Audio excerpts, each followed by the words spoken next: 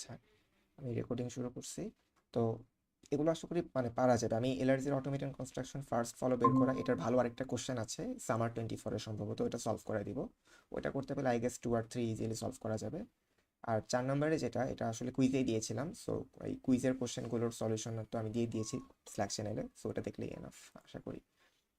আচ্ছা, তো summer 24-এর set B না সেট এটা করাই দিই, একই জিনিস আর কি, সেট। সো এখানে কোশ্চেন 2 আর 3 এই দুটো আর কি আমি আজকে সলভ করে দিতে চাচ্ছিলাম। কোশ্চেন 1-এ যে ডিএফএ থেকে রেগুলার এক্সপ্রেশন থেকে DFA construction direct method use করে, এটা আসলে আপনাদের স্ল্যাক চ্যানেলে একটা ভিডিও দিয়েছিলাম আব্দুর রাফি স্যারের। সো ওই ভিডিওতে দেখলে আই গেস এনাফ, আর বেশি কিছু দরকার নেই। সো ওটা ওই ভিডিও দেখে আশা করি করে ফেলতে পারবেন।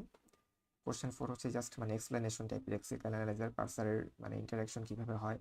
মেইনলি যেটা বলতে হবে, লেক্সিক্যাল অ্যানালাইজার টোকেন জেনারেট করে করে পার্সারকে পাঠায়, পার্সার এখান থেকে টোকেন দেখে দেখে একটা পার্স ট্রি বিল্ড করে, জাস্ট এই কথাটাই লিখতে হবে আর কি।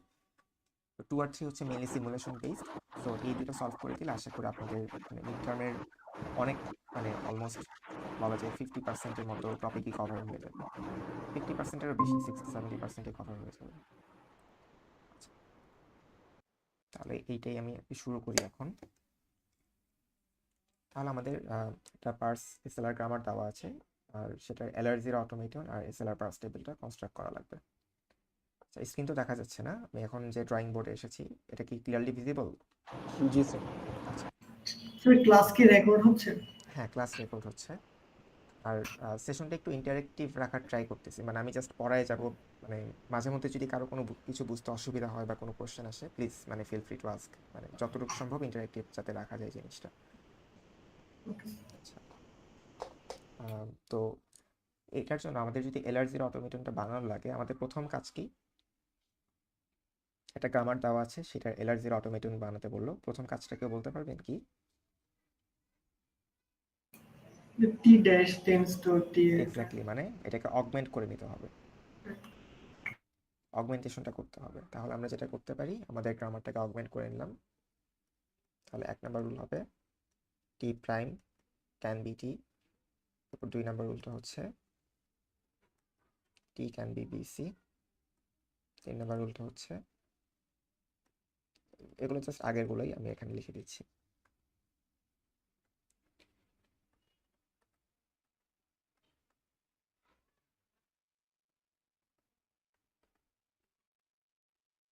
আমি আসলে ট্যাবে অনেকদিন ধরে লিখি না, সো আমার মানে হাতের লেখা একটু খারাপ হইতে পারে, বাট যদি মানে বোঝা না যায় তখন আর কি আমাকে একটু বললেন।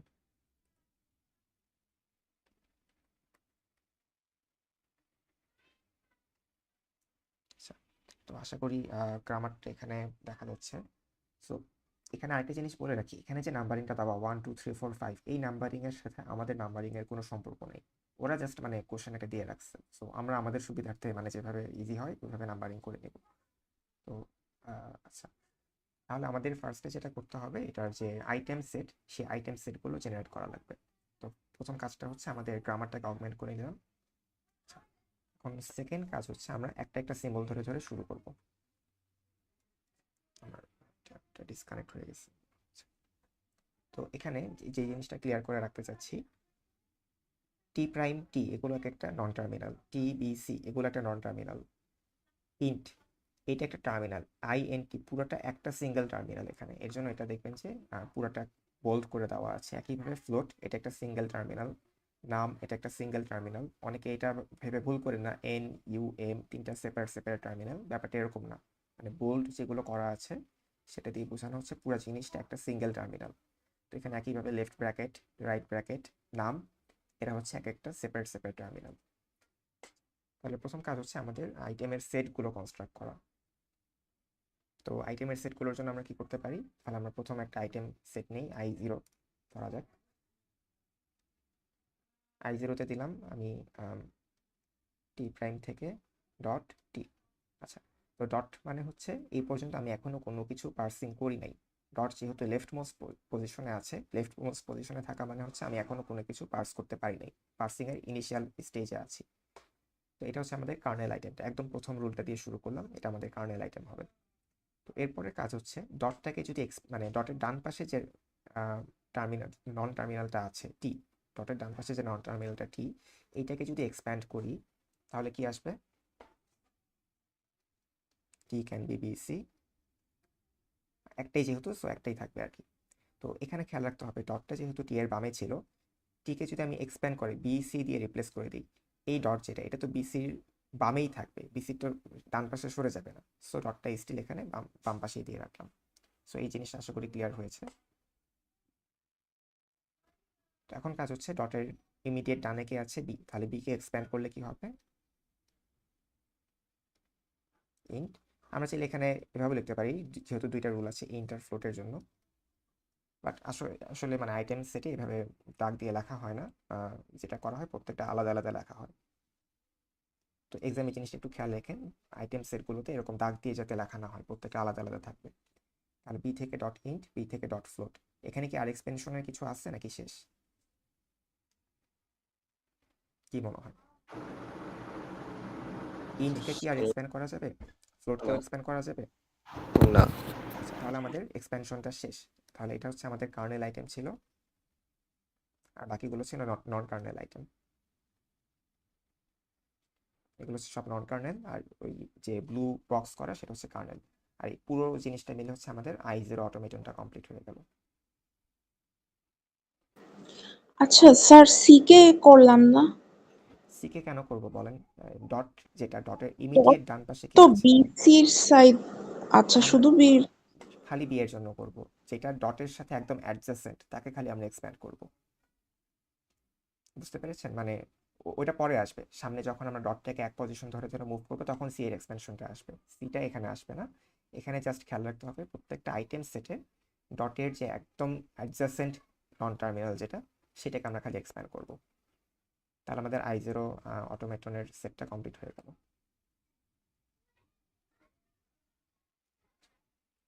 আচ্ছা, এরপর কি করা যায় বলেন তো?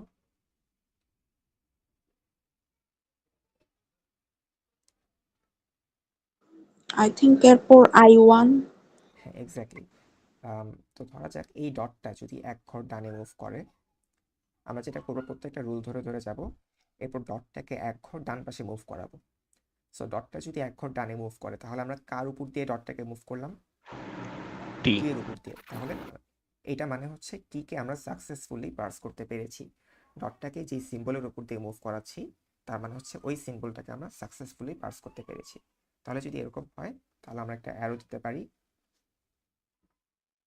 যদি টি কে আমরা সাকসেসফুলি পার্স করি, আমরা নতুন একটা স্টেটে যাব, সেটা নাম দিলাম ধরেন, আমি আর কি বাসায় রাফ করে রাখছিলাম, জাস্ট ওই মানে রাফ অনুসারে নাম্বারটা দিচ্ছি। চাইলে আপনারা 1 2 3 আপনাদের অর্ডারে দিতে পারেন, আমি দিলাম i3। চাইলে i1ও দেওয়া যেত, মানে আমি পাশে যেহেতু খাতায় রাফ করে রাখছিলাম ওই রাফ অনুসারে আর কি নাম্বারটা দিচ্ছি। তাহলে এটিকে যদি আমরা সাকসেসফুলি পার্স করি তাহলে আমাদের এই ডটটা ডান পাশে মুভ হয়ে গেলে কি হবে? টি প্রাইম টি ডট। এটা কি বুঝতে পেরেছেন? এখানে কি হলো, ডটটা যদি এক ঘর সামনে যায় টি এর ডান পাশে চলে গেল, তাহলে টি সিম্বলটাকে পার্স করলাম, আমরা পার্স করার পর আমরা এরকম একটা রুল পেলাম, টি প্রাইম থেকে টি ডট, ডটটা এক ঘর সামনে চলে গিয়েছে। তাহলে এটা হচ্ছে আমাদের i3। তো এখানে আসলে আর মানে এই সেটটাকে এক্সপ্যান্ড করার কিছু নাই, কারণ ডটের ডান পাশে আর কোনো নন টার্মিনাল নেই।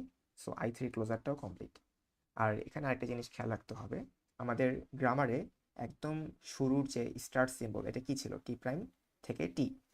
তাহলে আমাদের এখানে ওই একদম শুরুর প্রোডাকশন রুলটা ওটা পুরোপুরি কমপ্লিট হয়ে গিয়েছে না? ডটের ডান পাশে আর কেউ নাই, তাহলে টি প্রাইম থেকে টি ডট আমরা পুরো এই শুরুর প্রোডাকশন রুলটাকে পুরোপুরি পার্স করতে পেরেছি।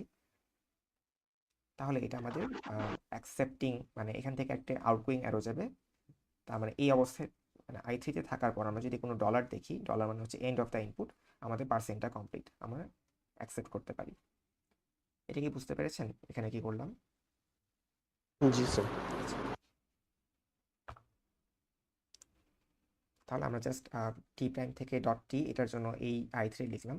একইভাবে আমরা আমাদের বাকিগুলো জিনিসপত্র শেষ করে ফেলি। যদি এই রুলটা নিয়ে চিন্তা করি, ডট যদি এক ঘর সামনে যায় তাহলে কার উপর দিয়ে যাচ্ছে? বি এর উপর দিয়ে। তাহলে আমাদের একটা আউটগোয়িং অ্যারো যাবে, এটা ধরেন i1-এ দিলাম, তাহলে এটা হয়ে যাবে টি বি ডট সি। মানে ডটটা যেহেতু এক ঘর সামনে গিয়েছে তাহলে বি এর উপর দিয়ে সামনে যাচ্ছে, তাহলে বি আর সি এর মাঝখানে থাকবে, টি থেকে বি ডট সি। আচ্ছা, এখানে আরেকটি জিনিস খেয়াল রাখতে হবে, আর অন্য কোনো রুল কি আছে যার উপর দিয়ে ডট যদি মুভ করি বিকে পার্স করতে পারে? একটাই রুল আছে না, ডটটা যদি সামনে এক ঘর মুভ করি জাস্ট এই রুলের জন্য বিটাকে পার্স করতে পারছে, অন্য কোনো রুলে কিন্তু বি পার্স হচ্ছে না। ডট সামনে মুভ করলে ইন্ট যাবে, এখানে ডট সামনে মুভ করলে ফ্লোট পার্স হবে। সো মানে খেয়াল রাখতে হবে যতগুলো রুলের জন্য ডটটাকে আমরা যদি এক ঘর সামনে মুভ করি সেম সিম্বলটা পার্স হচ্ছে, তাদের সবাইকে নতুন স্টেটে নিয়ে আসতে হবে। এখানে যেহেতু একটাই মানে রুলের জন্য এই ঘটনাটা ঘটছে, তাই আমি জাস্ট টি থেকে বি ডট সি এটাকে নিয়ে আসলাম। যদি আমাদের আরেকটা এরকম থাকতো টি থেকে বি ডি, মানে আমাদের ধরেন i0 তে এরকম একটা রুল আছে, তাহলে ডটটাকে যদি এক ঘর সামনে মুভ করি তাহলে এখানে ওইটাও চলে আসতো, টি বি ডট ডি। জিনিসটা তো বুঝতে পেরেছেন আশা করি। জি স্যার। আচ্ছা, তাহলে টি থেকে বি ডট সি করলাম। এখন এই i1 এর ক্লোজারটাও আমাদের বের করতে হবে। ক্লোজার মানে হচ্ছে ডটের ইমিডিয়েট ডান পাশে যে আছে তাকে এক্সপ্যান্ড করে করে যতগুলো প্রোডাকশন অ্যাড করা যায় সবাইকে করতে থাকবো যতক্ষণ না পর্যন্ত এক্সপ্যানশনের জন্য আর কাউকে পাওয়া যাচ্ছে না। তাহলে এখানে একটা ইন্টারেস্টিং ঘটনা, সিকে যদি এক্সপ্যান্ড করতে চাই, সি এর জন্য দুইটা রুল আছে, সি থেকে এমটি বা এপসাইলন, আর সি থেকে নাম সি। তাহলে এমটি এর জন্য কি হবে কেউ বলতে পারবেন? এটা আমি অবশ্য ক্লাসে দেখাই নেই, বাট মানে নতুন কিছু না আসলে। সি থেকে যদি কোনো একটা এমটি প্রোডাকশন রুল থাকে, সিকে এক্সপ্যান্ড করলে আমরা সি থেকে জাস্ট ডট দিয়ে দিব, আর কিছুই না, যেহেতু এমটি মানে কোনো কিছুই নাই, সি থেকে ডট। এটা কি বুঝতে পেরেছেন?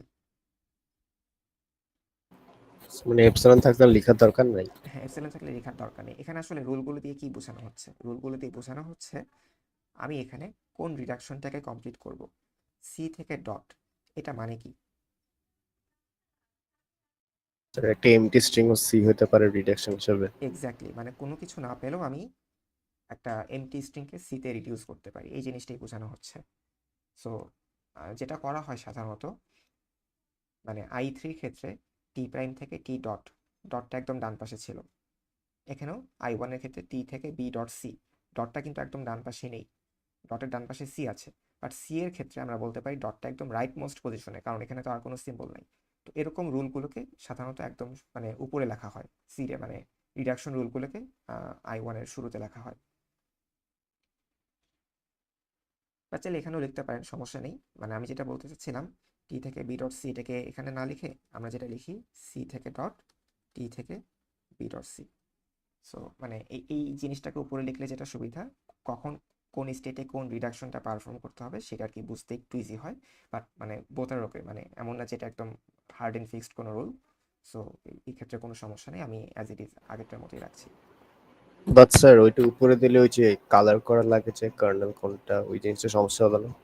হ্যাঁ, ওটা একটু সমস্যা হবে। ওটা আসলে মানে এক্সামে কালার করাটা ম্যান্ডেটরি না, আনলেস বলে দেয় যে কার্নেল আর নন কার্নেল কালার করে দেখাতে হবে। বাট মানে এটা কোনো হার্ড অ্যান্ড ফিক্সড কোনো রুল না, জাস্ট মানে আপনার সুবিধার্থে যে যেই রুলগুলো রিডাকশনের জন্য কমপ্লিট সেগুলোকে আমরা উপরে রাখছি, আর যেগুলোকে এখন রিডাকশন করা যাবে না সেগুলোকে নিচে রাখছি। তো আমি জাস্ট মানে এখন যে অর্ডারে আছে ওই অর্ডারটাই ফলো করছি, ওটা সমস্যা নেই। আচ্ছা, তাহলে সি এর জন্য এপসাইলনের ওইটা হয়ে গেল। সি থেকে আরেকটা রুল আছে, সি নাম সি, তাহলে সি ওই দুইটাই একসাথে চলে আসবে, তাহলে সি থেকে ডট নাম সি। সো এখানেও আমাদের ক্লোজারটা কমপ্লিট, এখানে আর এক্সপেনশনের কিছু নাই, কারণ এই ডটটাকে যদি সামনে নেই তাহলে লেফট প্যারেন্থেসিস বা লেফট ব্র্যাকেট এটাকে ক্রস করছে। সো এটা তো একটা টার্মিনাল সিম্বল, এটাকে এক্সপ্যান্ড করার কিছু নেই। তাহলে i1 এর ক্লোজারটাও আমাদের জন্য কমপ্লিট।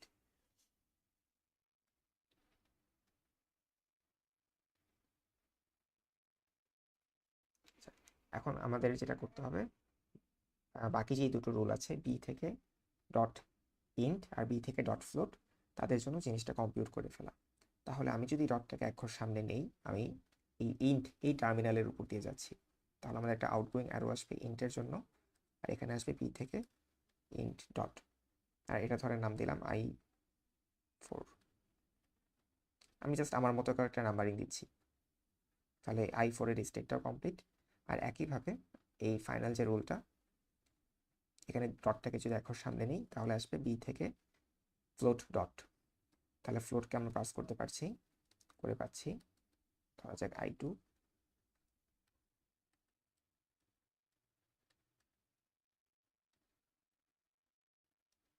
এটুকু পর্যন্ত কি বুঝতে পেরেছেন কি করলাম? জি স্যার। স্যার জি বলেন। স্যার স্যার রুল নাম্বার 5 আর 6 I0-তে কেন আসেনি এটা একটু বলবেন? রুল নাম্বার 5 আর 6 I0-তে। আচ্ছা, ইয়েস স্যার। এখানে দেখেন I0-তে শুরু করেছি কাকে দিয়ে? একদম স্টার যে সিম্বলটা সেটা দিয়ে শুরু করেছি। তো আমরা যখন একটা স্টেটে থাকি আমরা যেটা করব, ডটের ইমিডিয়েট ডান পাশে, ডটের অ্যাডজেসেন্ট মানে ডান পাশে যে নন টার্মিনালটা, তাকে আমরা এক্সপ্যান্ড করতে থাকবো। আর টিকে যদি এক্সপ্যান্ড করি আমরা কি পাচ্ছি? টি থেকে বিসি, আর ডটটা কিন্তু একদম বাম পাশেই বসবে স্টিল। তো এখন এইটাকে আবার এক্সপ্যানশনের সুযোগ আছে। তো ডটের ডান পাশে কি আছে? বি। বিটাকে যদি এক্সপ্যান্ড করি, বি থেকে দুইটা রুল আছে, ইন্ট আর ফ্লোট, ওই দুটো এখানে চলে আসলো। এরপর কিন্তু আর এক্সপ্যান্ডেশনের সুযোগ নেই, এর জন্য আমি সিকে আর এক্সপ্যান্ড করতে পারছি না। ও ওকে স্যার, ঠিক আছে। আচ্ছা, তাহলে আমাদের I0 থেকে এই চারটা জিনিস হয়ে গেল। এরপর যেটা করতে হবে, আমাদের বাকি যে স্টেটটা আছে তাদের জন্য আমাদের একইভাবে ডটটাকে এক ঘর করে করে সামনে সরাতে হবে, আর নতুন কোন কোন স্টেট তৈরি হয় সেগুলোকে লিস্ট করতে হবে। তো আমরা আই মানে একদম শুরুতে যেটা তৈরি করেছিলাম সেটাতে আসি। এইখানে ডটটাকে কি আর সামনে মুভ করার সুযোগ আছে? না স্যার। তাহলে এটার কাজ শেষ। I2 এর জন্য দেখি, ডটটাকে কি সামনে মুভ করার সুযোগ আছে? না স্যার। এখানেও শেষ। I4 এর জন্য সেম, ডটটাকে সামনে আর মুভ করতে পারবো না। I1 এ আমাদের এই সুযোগগুলো আছে, সো I1 থেকে আমাদের আরো অনেকগুলো রুল তৈরি হবে। তাহলে যেটা করতে হবে, এই ডটটাকে যদি এখন সামনে সরাই তাহলে আমরা কাকে পার্স করতে পারবো? সিকে। তাহলে একটা আউটগোয়িং অ্যারো যাবে সিতে, তাহলে এটার নাম দিলাম ধরেন I5, আর এখানে চলে আসবে টি থেকে বিসি ডট। আচ্ছা, এখন এই I5-এ ডটের ডান পাশে আর কোনো নন টার্মিনাল কি আছে? ডটের ডান পাশে নাই। না স্যার। তাহলে আমাদের এখানে আর এক্সপ্যানশনের কিছু দরকার নেই, আমাদের কাজ শেষ। তাহলে আমরা পরের রুলটাতে আসি। পরের রুলটাতেও দেখেন ডটটাকে কিন্তু ডান পাশে সরানোর আর সুযোগ নেই। সি থেকে ডট, এই ডটটাকে যদি ডান পাশে সরাই কার উপর দিয়ে সরাবো? কেউ তো নাই, সো এই ক্ষেত্রে ডান পাশে সরানোর কোনো দরকার নেই। এর পরের রুলটাতে আসি, সি থেকে ডট নাম সি, এই ডটটাকে যদি এক ঘর সামনে সরাই, এটা এই লেফট ব্র্যাকেট এটাকে পাস করতে পারছে, তাহলে আমাদের একটা আউটগোয়িং অ্যারো যাবে লেফট ব্র্যাকেটের জন্য, আর সেখানে যে নতুন স্টেট নাম্বার ধরেন I6 দিলাম, আর ওইটা হয়ে যাবে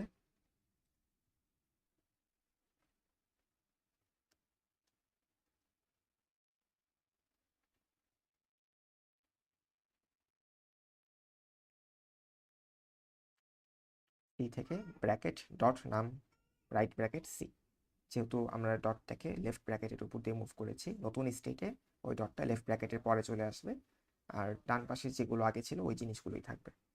আচ্ছা, I6-কে কি আর এক্সপেনশনের সুযোগ আছে এখানে? না স্যার। ডটের ডান পাশে কে? নাম, এটা কি একটু টার্মিনাল সিম্বল, নন টার্মিনাল না। যদি নন টার্মিনাল হতো তাহলে আমরা এখানে নামকে আবার এক্সপ্যান্ড করতাম, নামের বাম পাশে ডট বসাতাম, বাট এটা যেহেতু টার্মিনাল সিম্বল এখানে আর এক্সপেনশনের সুযোগ নেই, তাহলে আমাদের I6-এর ক্লোজারটাও কমপ্লিট। তাহলে এখন আমাদের নতুন কোন কোন স্টেট পেলাম? I5 আর I6। I5-এ দেখি এই ডটটাকে আর ডান পাশে মুভ করানোর সুযোগ আছে? না নেই, স্যার। ডটের ডান পাশে তো কেউ নাই। I6-এ যদি ডটটাকে এক ঘর ডান পাশে মুভ করাই তাহলে আমরা কাকে পার্স করতে পারবো? নাম, এই টোকেনটাকে পার্স করতে পারছি, এই টার্মিনাল সিম্বলটাকে। তাহলে আমাদের এখানে নতুন একটা স্টেট যাবে,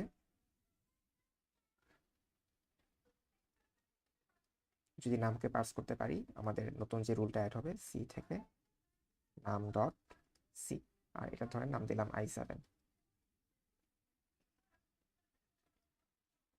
তো একইভাবে এখানেও ডটের ডান পাশে যেহেতু একটা টার্মিনাল চলে এসেছে, ক্লোজিং ব্র্যাকেট বা রাইট ব্র্যাকেট, এর এক্সপেনশনের সুযোগ নেই, তাহলে I7-এর ক্লোজারটাও কমপ্লিট। তো এখন আমাদের আবার I7 থেকেও দেখতে হবে ডটটাকে যদি এখন সামনে সরাই কার উপর দিয়ে যাচ্ছে? Closing right bracket. তাহলে আমাদের ওইটার জন্য নতুন একটা স্টেট আসবে,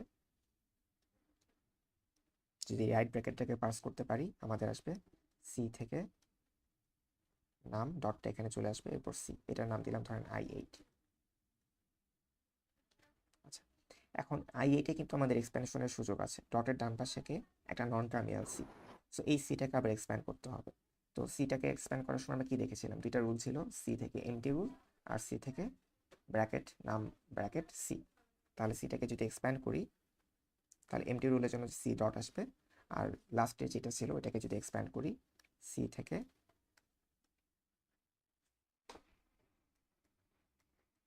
এখানে ডটটা কোন জায়গায় বসবে বলেন তো? ব্র্যাকেটের লেফটে। এই পাশে এক্স্যাক্টলি। মানে এখানে আমরা সিটাকে যদি এক্সপ্যান্ড করি, খেয়াল রাখতে হবে এইখানে সি এর বদলে আমরা কাকে বসাতাম, এই অংশটাকে বসাতাম, তাহলে এই ডটটা কি এটার বাম পাশেই থাকতো, তাই আমরা এই ডটটাকে স্টিল বাম পাশে দিচ্ছি। সো এই জায়গাটা একটু ক্রিটিক্যাল, মানে এই দুইটা প্রোডাকশন কিন্তু সেম, বাট দুইটার ডট কিন্তু দুইটা ডিফারেন্ট জায়গায়। তার কারণ হচ্ছে এইটা আমাদের স্টার্টিং প্রোডাকশন রুল ছিল, কার্নেল প্রোডাকশন রুল ছিল। আমরা কার্নেল থেকে দেখব ডটটা কোন জায়গায় আছে, ডটের ডান পাশে নন টার্মিনালটা কে, তাকে আমরা এক্সপ্যান্ড করে করে তার যত প্রোডাকশন রুল আছে তাদের লেফট মোস্ট পজিশনটাতে ডট বসায় দিব। তো এখানে আর এক্সপেনশনের সুযোগ নাই, কারণ আমাদের ডটের ডান পাশে আর কোনো নন টার্মিনাল নাই। সো আমাদের i8 এর ক্লোজারটাও কমপ্লিট। এখন i8 থেকে আমরা কি করতে পারি, ডটটাকে এক ঘর করে করে সামনে সরাবো আর দেখবো নতুন কোন কোন স্টেট তৈরি হয়। তাহলে প্রথম রুলটার ক্ষেত্রেই আসি, এই ডটটাকে যদি এক ঘর সামনে সরাই, আমরা কার উপর দিয়ে যাচ্ছি, সি এর উপর দিয়ে, তাহলে এখানে নতুন একটা স্টেট আসবে, ধরা যাক i9। এটা হয়ে যাচ্ছে সি থেকে নাম সি ডট, আর i9টাতেও এক্সপ্যান্ড করার সুযোগ নেই কারণ ডটের ডান পাশে আর কেউ নাই, তাহলে i9 এর ক্লোজারটাও কমপ্লিট। আচ্ছা, তাহলে পরের রুলটাতে আসি, এই ডটটাকে ডান পাশে সরানোর কোনো সুযোগ আছে? নাই, ডটের ডান পাশে তো কেউ নাই, সো এটা অ্যাজ ইট ইজ থাকবে। পরেরটাতে আসি, এই ডটটাকে যদি ডান পাশে সরাই, কার উপর দিয়ে যাচ্ছে, লেফট প্যারেন্থেসিস। আমরা একটু আগে এই কাজটা করেছিলাম না, এই যে i6 হ্যাঁ i6 এ, মানে আমরা i1 থেকে যখন i6 এ যাচ্ছিলাম আমরা কিন্তু সেম কাজটাই করেছিলাম, ডটটাকে যদি এক ঘর ডান পাশে সরাই আমাদের লেফট প্যারেন্থেসিসের উপর দিয়ে যাচ্ছে। তাহলে এখান থেকে আমরা নতুন কোনো স্টেট না দিয়ে যেটা করব, জাস্ট i6 এ একটা অ্যারো দিয়ে দিব।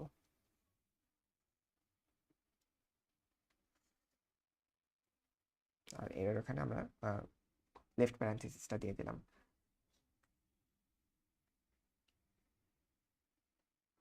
আচ্ছা, তাহলে আমাদের এখানে LR0 অটোমেটনটা কিন্তু কমপ্লিট, এখানে আর কোনো এক্সপেনশনের সুযোগ নেই আর ডট থেকেও সামনে মুভ করার সুযোগ নেই। তাহলে আমাদের এক্সপেনশন যা করার ছিল মোটামুটি সবই কমপ্লিট হয়ে গিয়েছে। আচ্ছা, এখন হচ্ছে আমাদের এখান থেকে ওই টেবিলটা বানাতে হবে। সো টেবিল বানাতে গেলে আমাদের এই ডায়াগ্রামটা দরকার। কি করা যায়, আমি তো আসলে এক স্ক্রিনে দেখাতে পারছি না, আমি একটা কাজ করে দেখি করা যায় কিনা।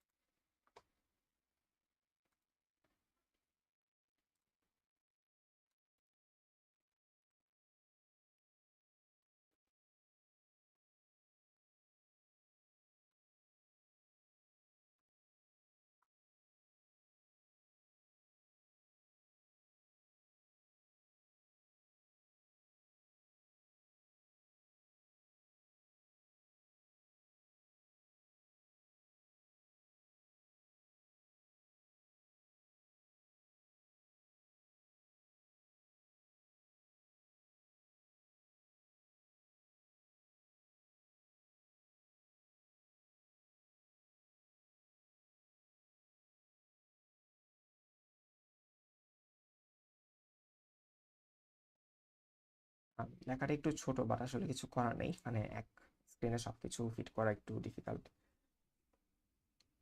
তাহলে এখন আমাদের কাজ হচ্ছে এই টেবিলটাকে জেনারেট করে ফেলা।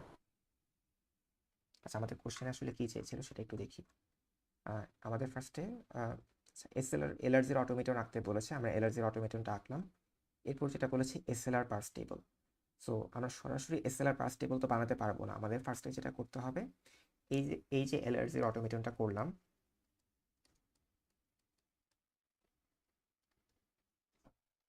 এই অটোমেটনের জন্য কারেসপন্ডিং টেবিলটা বানাতে হবে। এরপর সেই টেবিল থেকে আমরা ফার্স্ট আর ফলো বের করে করে সেলার ওয়ানের টেবিলটা কনস্ট্রাক্ট করব। আচ্ছা, তাহলে আমরা ফার্স্ট যেটা করব, LR0 টেবিলটা বানাই ফেলি। তো LR0 টেবিল বানানোর জন্য আমাদের কি করতে হবে, আমরা যেটা করব, একটা স্টেট কলাম নিব। আমরা কিন্তু পার্সিং করছি না, আমরা জাস্ট পার্সিং টেবিলটা, মানে কি বলে, অটোমেটনের জন্য যে একটা টেবিল দেখিয়েছিলাম ক্লাসে, S1 S2 R1 R2 দিয়ে, ওই টেবিলটাকে আমরা বানাচ্ছি। তাহলে আমরা একটা স্টেট কলাম নিলাম, এখানে জায়গা কি হবে আদৌ, আচ্ছা আমি ST লিখলাম, জাস্ট স্টেটের বদলে জায়গা হয়তো হবে না। এরপর আমাদের যতগুলো নন টার্মিনাল আছে আমাদের গ্রামারে, সবগুলো নন টার্মিনালের জন্য একটা কারেসপন্ডিং কলাম নিব। আমি যদি স্লাইডটা একটু রিভিউ করে দেখাই, স্লাইডের কোন অংশটুকু করছি,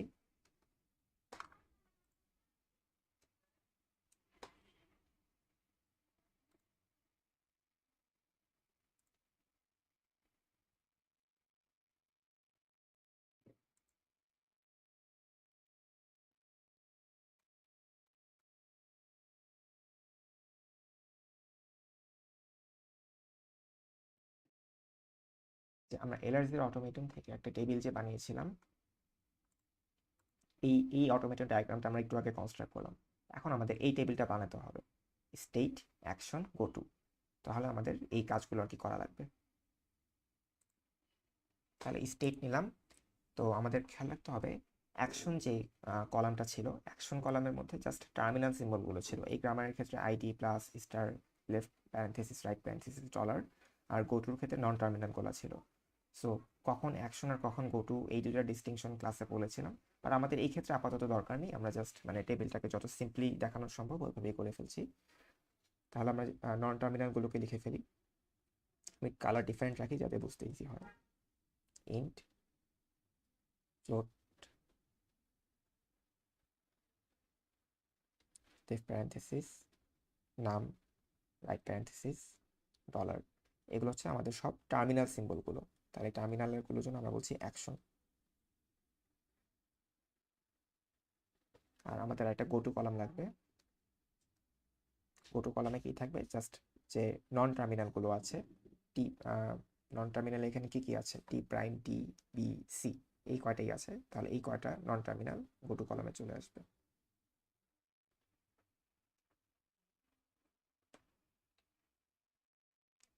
সাধারণত মানে যেটা করা হয়, টি প্রাইমটাকে দেওয়া হয় না, মানে এটা যেহেতু গ্রামারের একদম স্টার সিম্বল, স্লাইডেও যদি খেয়াল করেন আমাদের গ্রামারের এটাকে অগমেন্ট করার পরে আমাদের কি ছিল, ই প্রাইম থেকে, মানে যদি অগমেন্ট করতাম আর কি, আমাদের এখানে একটা রুল অ্যাড করতাম, ই প্রাইম থেকে ই, ওইটাকে কিন্তু আমরা গোটু কলামে দেই না। সো ওই গোটু কলামে আমাদের অগমেন্টেড স্টার সিম্বলটাকে দেওয়ার কোনো প্রয়োজন নেই। আমরা জাস্ট মানে অরিজিনাল গ্রামারে যে নন টার্মিনালগুলো ছিল সেই নন টার্মিনালগুলো দিয়ে দেবো এখানে। তাহলে আসবে টি বি সি। আচ্ছা, তাহলে এখন আমাদের এই টেবিলটা ফিল আপ করতে হবে। আমাদের খেয়াল শুরু করব স্টেট 0 থেকে। স্টেট 0-তে যখন আছি, আমরা স্টেট 0-তে থাকা অবস্থায় যদি ইন্ট দেখি তাহলে কোথায় যাচ্ছি, i4 i4 এ। তাহলে আমরা এখানে দেব S4।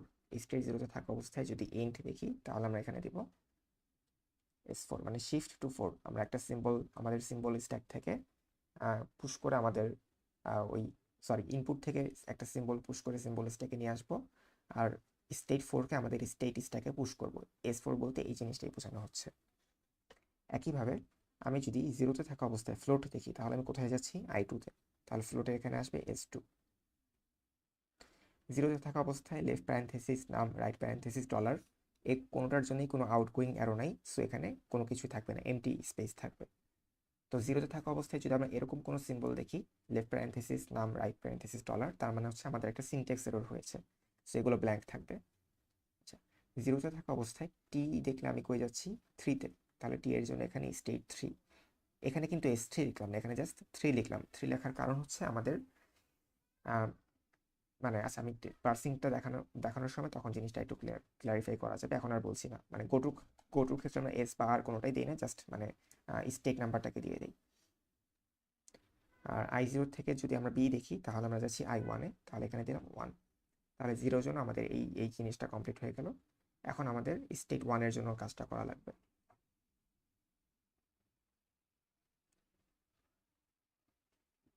আমরা যখন স্টেট 1-এ আছি, স্টেট 1 কোথায়? স্টেট 1 এখানে।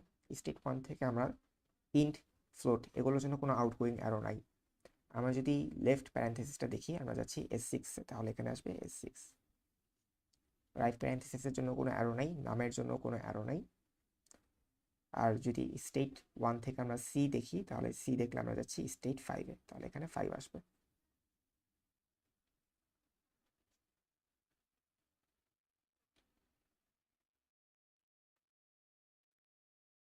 এটা কি ক্লিয়ার হয়েছে? এই জিনিসটা কি করলাম এখানে? জি স্যার।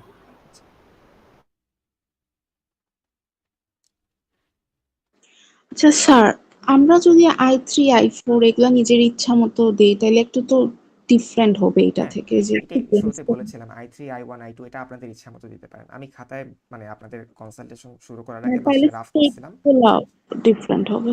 জি জি, আমি বাসায় রাফ করে যে অর্ডারিংটা পাইছিলাম হুম। ওই অর্ডারিং দিয়েই করতেছি, মানে আমার যাতে মানে দেখানো একটু ইজি হয়। সো আপনারা চাইলে আপনারা 1 2 3 ইচ্ছা মতো দিতে পারেন, মানে এটা আপনাদের ব্যাপার। আমি স্টেটগুলোকে i3 i1 i4 i2 এভাবে নাম্বারিং করেছি, আপনারা চাইলে 1 2 3 4 এভাবেও করতে পারতেন। মানে it's completely up to you, মানে এখানে কোনো হার্ড অ্যান্ড কোনো ফিক্সড রুল নেই। মানে যেই নাম্বারিংটা দিবেন খেয়াল রাখতে হবে টেবিলটা যাতে ঠিকঠাক মতো কনস্ট্রাক্ট হয়, কোনো মিসিং সেল যাতে না থাকে বা কোনো মিসিং স্টেজ যাতে না থাকে, তাহলেই you are good to go, এখানে আর কোনো সমস্যা নেই। আচ্ছা, তাহলে আমরা স্টেট 2-তে থাকা অবস্থায় কি করব? একইভাবে দেখব স্টেট 2-তে থাকা অবস্থায় আউটগোয়িং কোনো অ্যারো আছে কিনা। ওইখানে আরেকটা জিনিস, আমি আরেকটা জিনিস বলতে ভুলে গিয়েছিলাম। স্টেট 1-এ থাকা অবস্থায় সি থেকে ডট এখানে একটা রিডাকশন হচ্ছে, তাহলে আমরা কোনো কিছু না দেখি যেহেতু রিডাকশনটা করছি, তাহলে আমাদের কি হবে বলেন তো?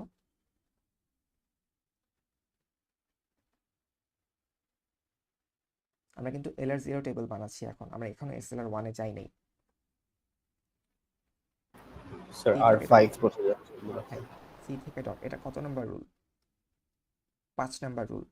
আমরা যেহেতু LR0 টেবিলটা বানাচ্ছি, সব জায়গায় আমাদের এখানে R5 চলে আসবে। এখানেও ব্র্যাকেটের ক্ষেত্রে S6 R5 দুইটাই থাকবে, আমি পাশাপাশি দেখানোর জায়গা নেই। নামের নিচেও R5 চলে আসবে, রাইট ব্র্যাকেটের নিচেও R5 চলে আসবে, ডলারের নিচেও R5 চলে আসবে। গোটুর ক্ষেত্রে আসবে না, গোটুর ক্ষেত্রে ওইটা জাস্ট মানে যেই স্টেটে যাচ্ছে সেটা থাকবে। বাট যতগুলো নন টার্মিনাল কলামগুলো আছে, অ্যাকশন কলামগুলো আছে, তাদের সবার এখানে R5 চলে আসবে। এটা মনে আছে না ক্লাসে যে বলেছিলাম, যখনই আমরা কোনো একটা স্টেটে থাকা অবস্থায় যদি এরকম একটা রুল দেখি যেটাকে রিডিউস করা পসিবল, যেটা ডটটা একদম রাইট মোস্ট পজিশনে আছে, তাহলে ওই রুলটা যত নম্বর প্রোডাকশন রুল, আমরা প্রত্যেকটা কলামে সেটা কারেসপন্ডিং রিডাকশন টাকে বসাই দিই। তাহলে সি থেকে ডট, এখানে কি আমরা সি থেকে এমটি স্ট্রিং এই রুলটাকে রিডিউস করতে পারছি এমটি স্ট্রিং, তাহলে আমরা যেটা করবো সবগুলো কলামে R5 বসাই দিচ্ছি এখানে।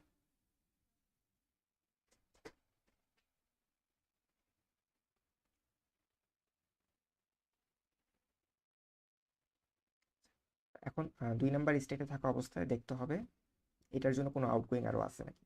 তো 2 নাম্বার স্টেটের জন্য কোনো আউটগোয়িং অ্যারো কিন্তু নাই। এই স্টেট 2 থেকে কোনো টার্মিনাল বা নন টার্মিনাল কোনোটার জন্যই কোনো আউটগোয়িং অ্যারো নেই, খালি একটা ডিডাকশন এখানে হচ্ছে বি থেকে ফ্লোট ডট। তাহলে আমাদের এটা কত নাম্বার রুল ছিল? 4 নাম্বার রুল। তাহলে প্রত্যেকটা কলামে R4 বসে পড়বে এখানে। আর গোটুর জন্য কিছু আসবে না, কারণ ওইগুলোর জন্য আমরা রিডাকশনটাকে লিখছি না।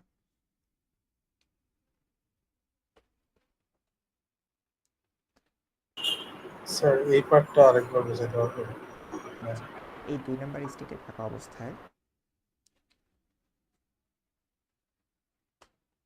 আপনি খেয়াল করেন কোন রুলটাকে রিডিউস করা হচ্ছে।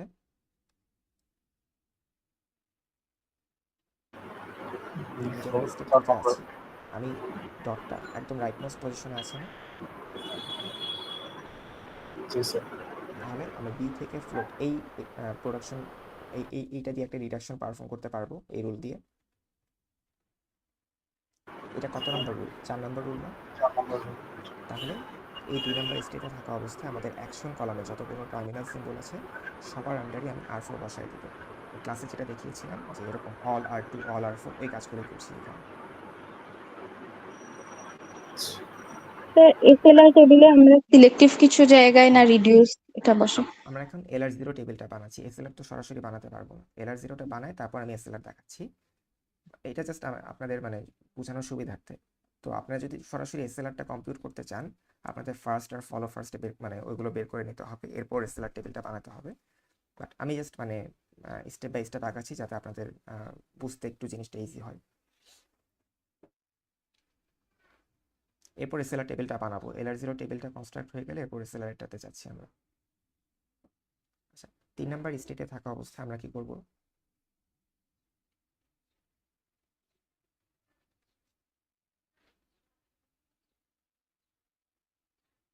তিন নাম্বার স্টেট কোথায় এখানে?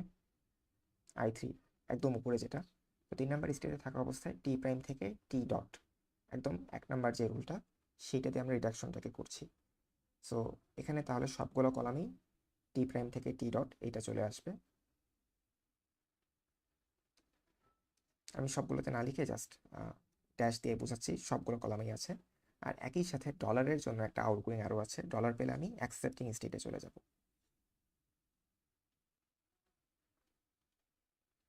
আচ্ছা, 4 নাম্বার স্টেটে থাকা অবস্থায় দেখতে হবে আউটগোয়িং অ্যারো কি কি আছে। বি থেকে ইন্ট ডট, এটার জন্য কোনো আউটগোয়িং অ্যারো নাই, এখানে জাস্ট একটা রিডাকশন পারফর্ম হবে। তাহলে বি থেকে ইন্ট ডট, এটা হচ্ছে 3 নাম্বার রুল। তাহলে আমরা যেটা করব এখানে সবগুলো কলামে R3 বসায় দিব। 5 নাম্বার স্টেটের জন্য সেম কাজ করতে হবে। 5 নাম্বার স্টেটে থাকা অবস্থায় টি থেকে বিসি ডট, কোনো আউটগোয়িং অ্যারো নেই। 5 নাম্বার স্টেটে থাকা অবস্থায় আমরা টি থেকে বিসি ডট মানে 2 নাম্বার যে প্রোডাকশন সেটাকে রিডিউস করছি। তাহলে সবগুলোতে আমরা R2 বসায় দিব।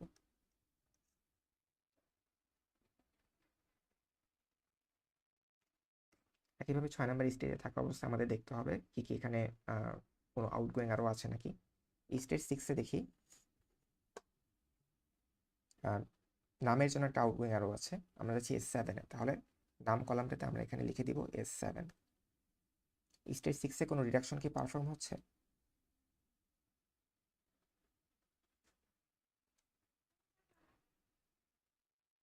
এই যে I6-এ যখন আছি এইখানে কোনো রিডাকশন কি পারফর্ম হবে? কোনো রুলকে কি আমরা রিডিউস করতে পারবো? না স্যার। আচ্ছা, কেন পারছি না? কারণ এখানে এমন কোনো রুল নাই যেটা ডটটা একদম রাইট মোস্ট পজিশনে আছে, তাই আমরা কোনো রিডাকশন অপারেশন পারফর্ম করতে পারবো না। জাস্ট একটা শিফটিং হচ্ছে, যখন আমরা নাম দেখছি তখন আমরা স্টেট 7-এ চলে যাচ্ছি, এই কারণে জাস্ট S7 আসলো। তাহলে স্টেট 7-এ থাকা অবস্থায় আমাদের দেখতে হবে এখানেও কি কি হইতে পারে। ডটটাকে যখন এখন সামনে মুভ করি আমরা যাচ্ছি স্টেট 8-এ। তাহলে এই সিম্বলটার জন্য রাইট প্যারেন্থেসিস, তাহলে রাইট প্যারেন্থেসিস কলামে S8 দিয়ে দিব। আর এখানেও যেহেতু কোনো রিডাকশন পারফর্ম হচ্ছে না স্টেট 7-এ, তাহলে এখানে আমাদের আর কোনো রিডাকশন লেখার দরকার নেই। এইটা থাকা অবস্থায় আমাদের একইভাবে দেখতে হবে এখানে কোন রিডাকশনটা পারফর্ম হয় ওটাকে দেখি। সি থেকে ডট, এটা কত নম্বর রুল ছিল? 5 নাম্বার। তাহলে সবগুলো কলামে R5 বসে পড়বে। সবগুলো কলামে, আমি মানে লেখার জায়গা থাকে না তাই এর জন্য ড্যাশ দিয়ে বোঝাচ্ছি, সবগুলো কলামে R5 আছে। আর এখানে সিটাকে যদি এখন সামনে নিই তাহলে গোটুর সি যেহেতু একটা মানে নন টার্মিনাল, ডটটাকে এখন সামনে নিলে সি এর উপর দিয়ে যাচ্ছে, তাহলে গোটুর সি কলামটাতে আমাদের ওই জিনিসটা দিয়ে দিতে হবে। সেখানে সি লিখতে ভুলে গেছিলাম, মানে সিটাকে যদি সামনে নিই তাহলে স্টেট মানে 9-এ যাচ্ছি, তাহলে এখানে আসবে 9।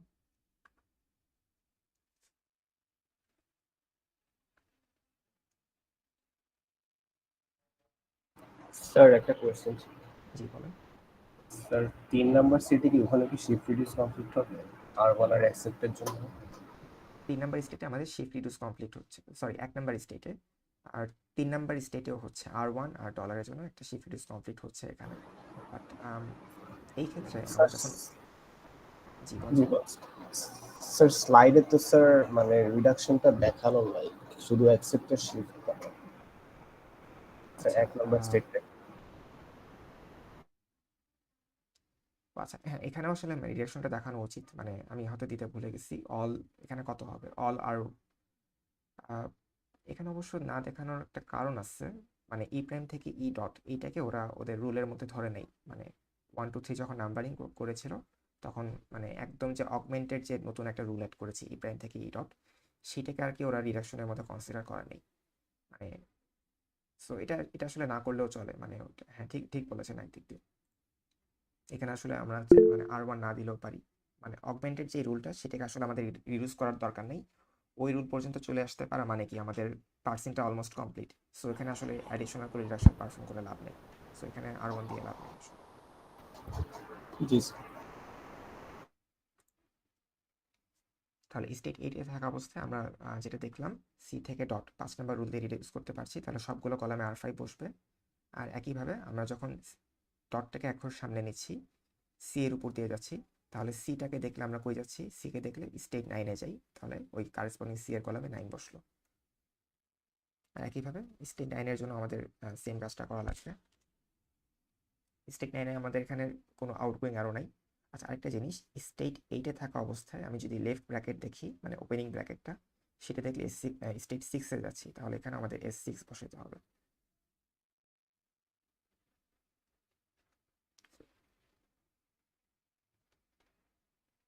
আর স্টেট 9-এ থাকা অবস্থায় কোনো আউটগোয়িং অ্যারো নেই, সবগুলো কলামে জাস্ট সি থেকে ব্র্যাকেট নামে এটা 6 নাম্বার রুল, তাহলে সবগুলো কলামে R6 বসে পড়বে। আচ্ছা এটা ছিল LR0 টেবিল। তো LR0 টেবিলের ক্ষেত্রে দেখেন আমাদের একই ঘরগুলোতে অনেক সময় S6 R5, তারপর এই ক্ষেত্রেও S6 R5 চলে আসে, মানে শিফট রিডিউস কমপ্লিট হচ্ছে। তাহলে আমাদের যেটা করতে হবে, কোশ্চেনে যেটা বলেছে SLR অটোমেটন টেবিলটা বানাতে, SLR পার্স টেবিলটা বানাতে, তাহলে আমাদের এই LR0 টেবিল থেকে SLR পার্স টেবিলটা বানাতে হবে। তো বানানোর জন্য আমাদের ফার্স্টে যেটা করা লাগবে, এই গ্রামারটার ফার্স্ট আর ফলো কে কে হতে পারে সেই জিনিসটা খুঁজে বের করতে হবে। তো ফার্স্ট আর ফলো বের করার জন্য আমরা কি করতাম,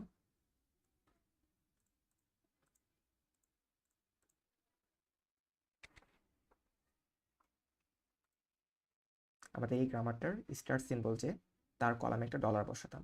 এখানে আচ্ছা আমি এখানে নতুন করেই দেখাই, স্লাইডে না দেখাই।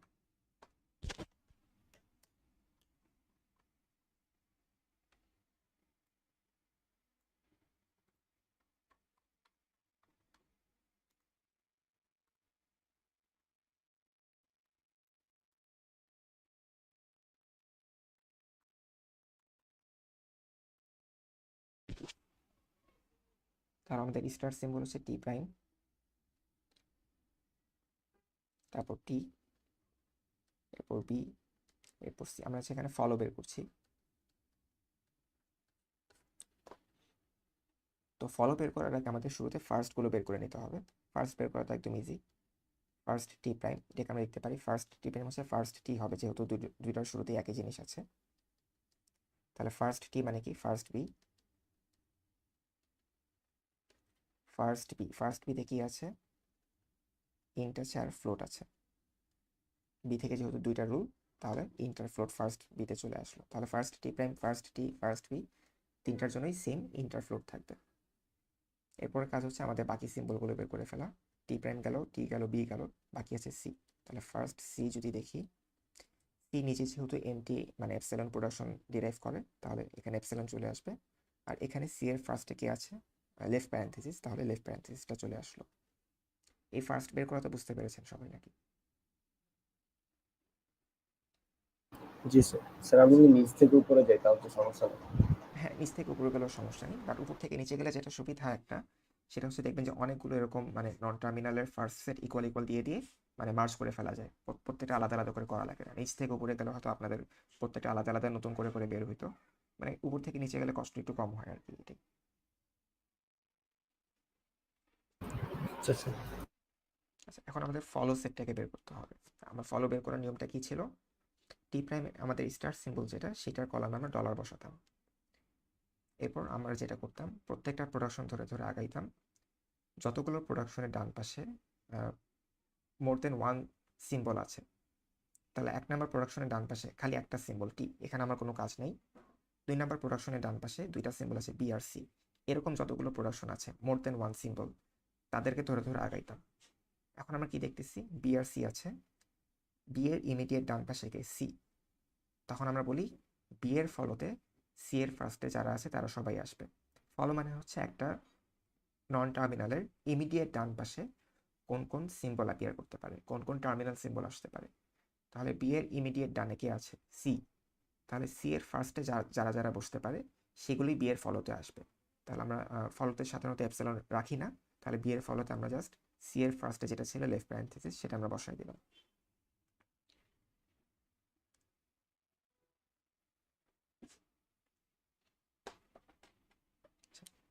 এরপর আমাদের বাকি জিনিসগুলো দেখি, আর এরকম কোনো নন টার্মিনাল আছে কিনা।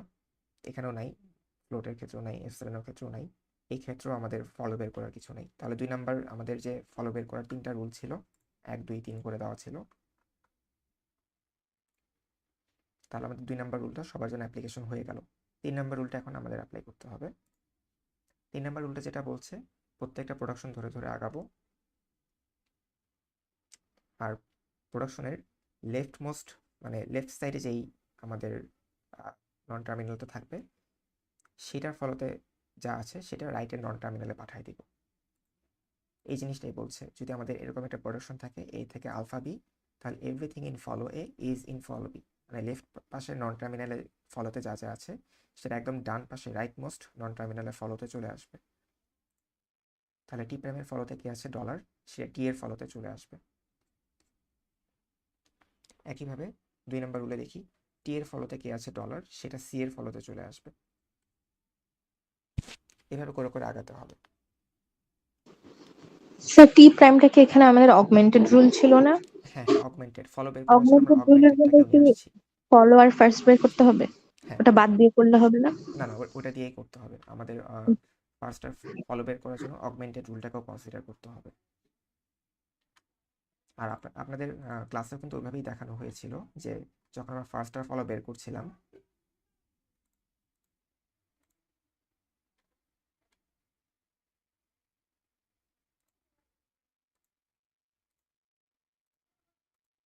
এই যে ই প্রাইম থেকে ই থেকে, এটা কিন্তু অগমেন্টেড রুলটা ছিল, সেটার জন্য ফার্স্ট আর ফলো আমাদের বের করতে হয়েছে। সো মানে ফার্স্ট আর ফলো বের করার সময় অগমেন্টেড রুল সহ আগে করা লাগবে আপনাদের। আচ্ছা, তাহলে আমরা লাস্টে যেটা করলাম টি থেকে বিসি, তাহলে টি এর ফলোতে যারা ছিল ডলার সেটা সি এর ফলোতে পাঠিয়ে দিলাম। এরপর আমাদের বি থেকে ইন্ট, এখানেও কিছু করার নেই, বি থেকে ফ্লোট, এখানেও কিছু করার নেই, সি থেকে এমটি, এখানেও কিছু করার নেই, সি থেকে লেফট প্যারেন্থেসিস নাম, রাইট প্যারেন্থেসিস সি। তাহলে এটা একটু খেয়াল করে দেখি,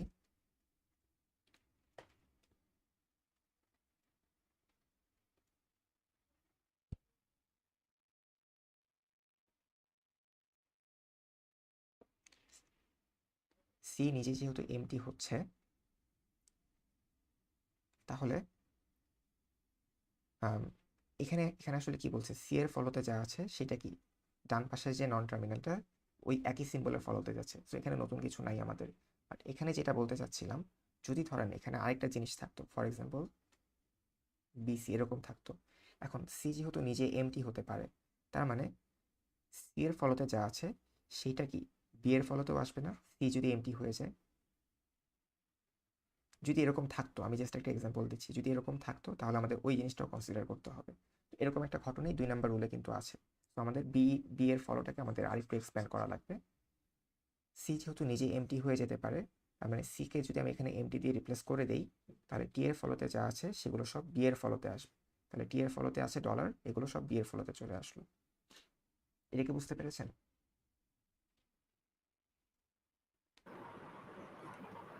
স্যার এটা আরেকবার বললে ভালো হয়। আচ্ছা,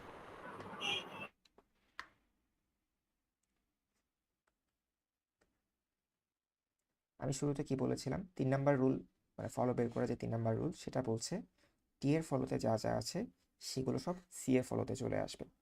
টি এর ফলোতে ডলার ছিল, আমি সি এর ফলোতে ডলারকে দিয়ে দিলাম। এখন সি থেকে একটা রুল আছে এপসাইলন, তার মানে সি নিজে এমটি হতে পারে। সি যদি এমটি হয়ে যায়, এমটি স্ট্রিং হয়ে যায়, তাহলে টি এর ডান পাশে কে থাকবে, বি থাকবে খালি, আর তো কেউ নাই। সিকে আমি এমটি দিয়ে রিপ্লেস করে দিচ্ছি, তাহলে টি এর ফলোতে যা আছে সেগুলো কি বি এর ফলোতেও চলে আসবে না?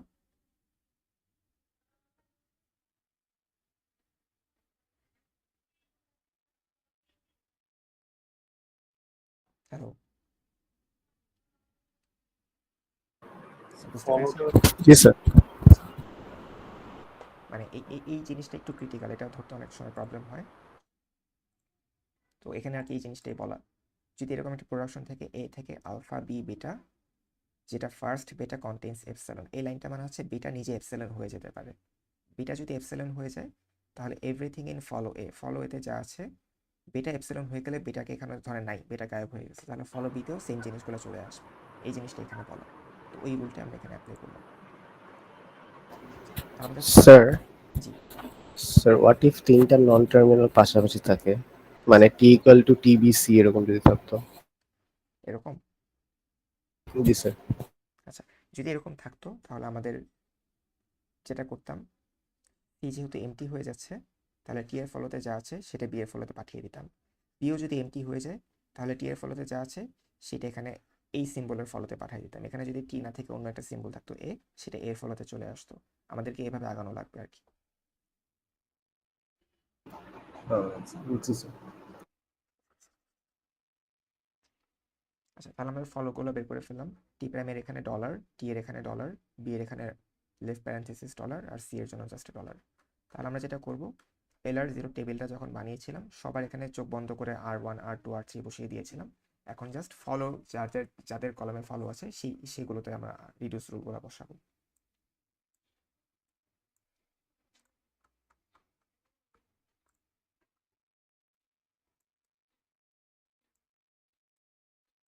আচ্ছা তাহলে আমরা দেখি, এই যে 1 নম্বর কলামে R5 মানে কি, সি থেকে এমটি স্ট্রিং এপসাইলন, তাহলে সি এর ফলোতে কি আছে, ডলার।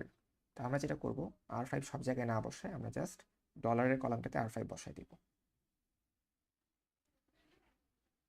একইভাবে 2 নম্বর রোতে যখন ছিলাম সবার এখানে R4 দেওয়া। R4 মানে কি, R4 মানে হচ্ছে বি থেকে ফ্লোট, তাহলে বি থেকে ফ্লোট এখানে বাম পাশে নন টার্মিনালকে, প্রোডাকশন বডি রুটকে বি এর ফলোতে কি আছে, লেফট প্যারেন্থেসিস ডলার, তাহলে লেফট প্যারেন্থেসিস আর ডলার এদের কলামেই খালি R4 কে রাখবো, বাকি সব কলাম থেকে R4 মুছে দিব।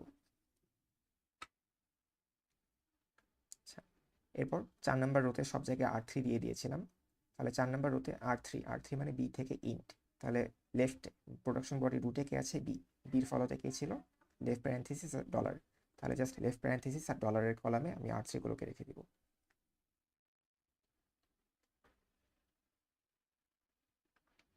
একইভাবে 5 নম্বর স্টেটে যখন ছিলাম তখন R2 মানে হচ্ছে টি থেকে বিসি, তাহলে এটা টি থেকে বিসি রুট সিম্বল কোনটা, টি এর ফলোতে কে আছে, ডলার, তাহলে জাস্ট ডলারের R2 থাকবে।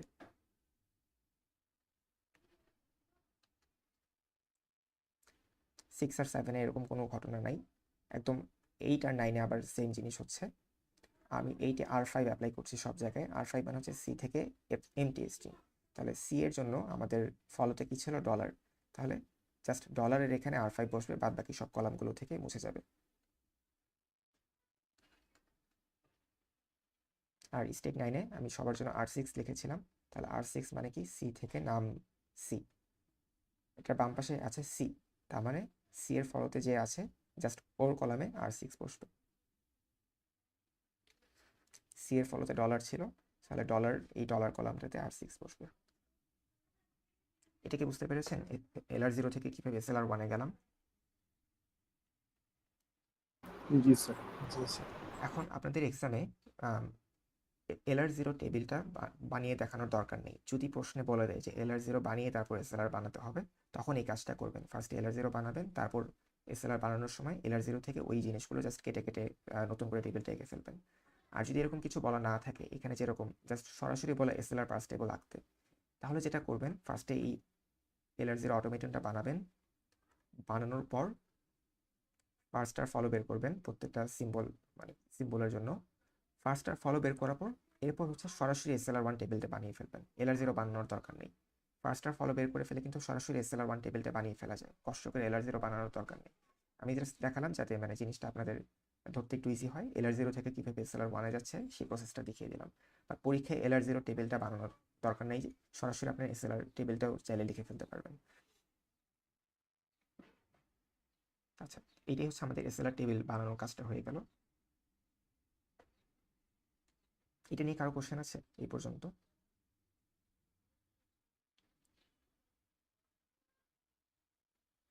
আচ্ছা, আশা করি নাই। আর এখন যেটা করব, এই টেবিলটা দিয়ে আমাদের একটা ডিরেকশন দেখাতে হবে। তো আমাদের ওই এসএলআর পাস টেবিলটা বানিয়েছিলাম, সেটাতে আমাদের এই ইন্ট নাম নাম নাম এই স্ট্রিংটাকে বটম আপ পার্সিং করে দেখাতে হবে।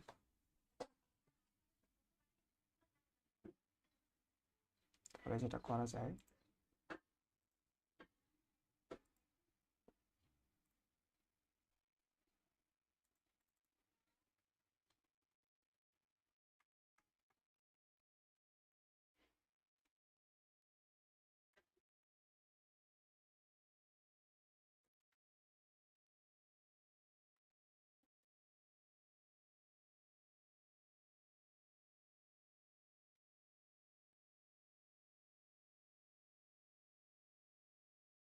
আমাদের বটম আপ পার্সিং এর টেবিল বানাতে হবে।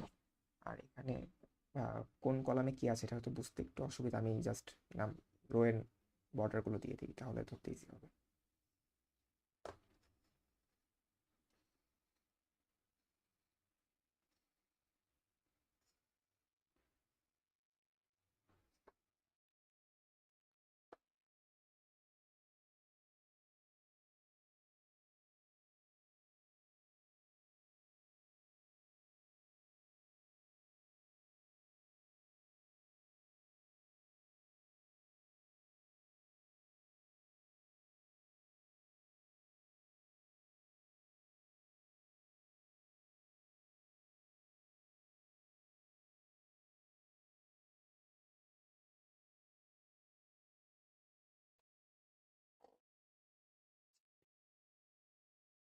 করি মানে লাইন টানতে কোনো ভুল টুল করি নাই, মানে কোনো একটা ভুল জায়গায় স্টেট চলে আসলে তখন আবার পার্সিং এর সমস্যা হবে। তো আমাদের কি দেওয়া ছিল কোশ্চেনে, ইন্ট তিনটা নাম। এখানে যে গ্রামারটা দেওয়া এটা হচ্ছে একটা মানে মাল্টি ডাইমেনশনাল অ্যারে ডিক্লেয়ার করার, সেটার একটা কনটেক্সট ফ্রি গ্রামার। ওই এরকম যে কোনো একটা ডিক্লারেশনকে সে এই গ্রামার দিয়ে রিডিউস করতে পারবে। তাহলে আমাদের ইনপুটে আছে ইন্ট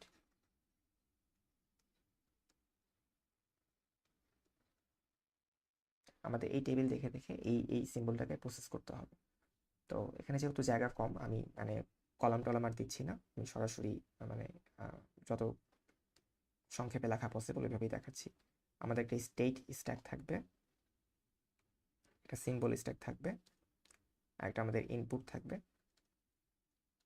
আর এখানে আমাদের কখন আমরা কোন ডিসিশনটা নিচ্ছি সেটার জন্য একটা কলাম থাকবে। ধরা যাক সেই কলামটার নাম দিলাম অ্যাকশন। বর্তমানে আমাদের স্টেট স্টার্ট আমরা 0-তে আছি। আচ্ছা, একবার চেক করে দেখি যে আমাদের টেবিলটা ঠিক আছে কিনা। 10 মিনিট S2 S4 3 1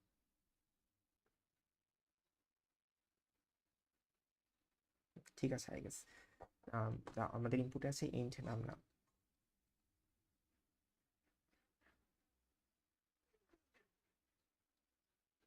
তো স্টেট 0-তে থাকা অবস্থায় আমরা যদি ইন্ট দেখি, 0-তে থাকা অবস্থায় ইন্ট দেখলে আমরা S4 করব। তাহলে যেটা করব, স্টেট 0 এখানে 4 চলে আসবে, সিম্বলে আমাদের ইন্ট এখান থেকে মুভ করে ইন্ট চলে আসলো। ইনপুটের ডানে ডলারও আছে, ওটা দিতে ভুলে গিয়েছিলাম। আর ইনপুট থেকে যেহেতু ইন্ট শিফট করে সিম্বল স্ট্যাকে চলে এসেছে, ইনপুটে আমাদের থাকবে নাম, এরপর ওই থার্ড ব্র্যাকেটের মধ্যে নাম আরও দুইবার এসে ফাইনালি ডলার থাকবে। আমি সবগুলো লিখছি না, জায়গা যেহেতু নাই। আচ্ছা, এখন আমাদের স্টেট 4-এ থাকা অবস্থায় আমাদের ইনপুটে কে আছে, লেফট প্যারেন্থেসিস। তাহলে স্টেট 4-এ থাকা অবস্থায় যদি লেফট প্যারেন্থেসিস দেখি, আমাদের কি করতে হবে, R3 3 নাম্বার রুল দিয়ে রিডিউস করতে হবে। তাহলে 3 নাম্বার রুলটা কি ছিল, বি থেকে ইন্ট। তাহলে সিম্বল থেকে ইন্ট পপ হবে, বি পুশ হবে, ইন্ট পপ হয়ে একটা স্টেটও পপ হয়ে যাবে, তাহলে 0 চলে আসলো। এখন দেখতে হবে 0-তে থাকা অবস্থায় বি পেলে কই যাই, 0-তে থাকা অবস্থায় বি পেলে আমি 1-এ যাই, তাহলে এখানে 1 পুশ হলো। এই ভুলটা দেখলাম যে কুইজে অনেকে করেছেন, নতুন করে যে 1 পুশ করতে হবে এই জিনিসটা অনেকে ভুল করেছেন। সো এটার মাথায় রাখেন, যখনই একটা রিডাকশনকে পারফর্ম করবেন, যখন একটা রিডাকশন অপারেশন করবেন, ওইটার জন্য কারেসপন্ডিং যতগুলো সিম্বল পপ হবে ঠিক ততগুলো স্টেটকে পপ করতে হবে। করার পর সিম্বলগুলো পপ করেন, নতুন যে সিম্বলটা পুশ হচ্ছে, স্টেটগুলো পপ করার পরে যেই স্টেটটা বাকি থাকবে ওই স্টেটে থাকা অবস্থায় নতুন সিম্বলটা দেখলে কোথায় যেতে হবে সেই স্টেটটাও এখানে পুশ করে দিতে হবে। এই কাজটা যাতে করে না আর কি, এইটা অনেকের ভুল হয়, সো এই কাজটা করা লাগবে।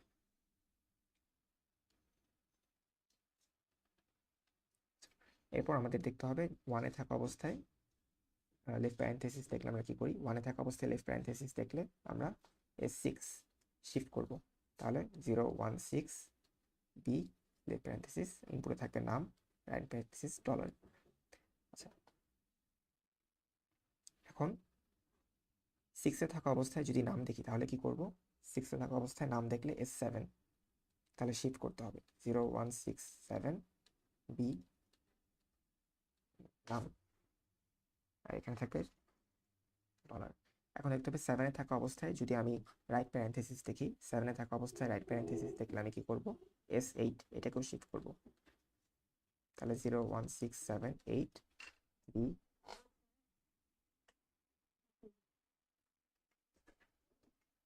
নাম, এটাকে শিফট করে এখানে আসলো, আর ইনপুটে বাকি যে অ্যারেগুলো আছে সেগুলো থাকবে। আচ্ছা, তো আমি এখানে যেহেতু জায়গা নাই, আমার কি এটা দেখানোর দরকার আছে বাকি অংশটুকু, ওগুলোর জন্য সেম ঘটনা ঘটবে, আমি এগুলো জাস্ট স্কিপ করে যাই আপাতত, আমি রিপিট করতে চাচ্ছি না, মানে একই ঘটনা ঘটবে। জাস্ট ধরেন আমি আমাদের এক্সামে দেওয়া ছিল ইন্ট নাম, আমি জাস্ট লাস্টের দুটো অংশ বাদ দিয়ে এতটুকু পার্স করে দেখাই, বাকি মানে ওইটা থাকলেও সেম ঘটনাই ঘটবে। আমার এখানে যেহেতু জায়গা নেই, আমি আসলে দেখানো একটু অসুবিধা হয়ে যাচ্ছে আমার জন্য। আচ্ছা, তাহলে 01678 আমার এখন শিফট করে ফেললাম, এখানে আসলে বাকি জিনিসগুলো থাকবে, এগুলো শিফট হয়ে টয়ে এখানে চলে আসবে, ওটা আমি আর দেখাচ্ছি না, জায়গা যেহেতু নাই। তাহলে এইটে থাকা অবস্থায় আমি যদি এখন ডলার দেখি, এইটে থাকা অবস্থায় ডলার দেখলে আমি কি করব, R5 কি বলছে, R5 বলছে সি থেকে এমটি স্ট্রিং নাকি, হ্যাঁ। তাহলে আমাদের এখানে একটা নতুন মানে সি থেকে এমটি স্ট্রিং কোনো কিছুই পপ হবে না, তাহলে 0167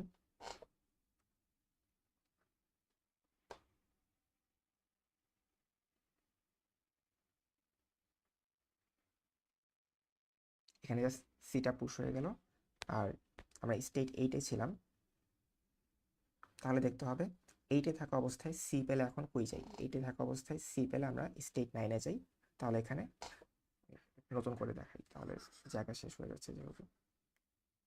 আচ্ছা, ফাইনালি ধরেন এখানে আমাদের বি নাম এটা পুশ করা হয়ে গিয়েছে, এখন দেখতে হবে স্টেট 8-এ থাকা অবস্থায় ডলার পেলে কি করব, 8-এ থাকা অবস্থায় ডলার পেলে R5 করি, R5-এ কি বলছে, এমটি স্ট্রিংকে আমরা রিডিউস করছি, তাহলে এমটি স্ট্রিং রিডিউস করা মানে কি, কোনো সিম্বল কি পপ করা লাগবে আমাদের এই সিম্বল কলাম থেকে? না স্যার। আচ্ছা, তাহলে 01678 জাস্ট সিটা এখানে চলে আসলো, এমটি স্ট্রিংকে সিতে আমরা রিডিউস করলাম।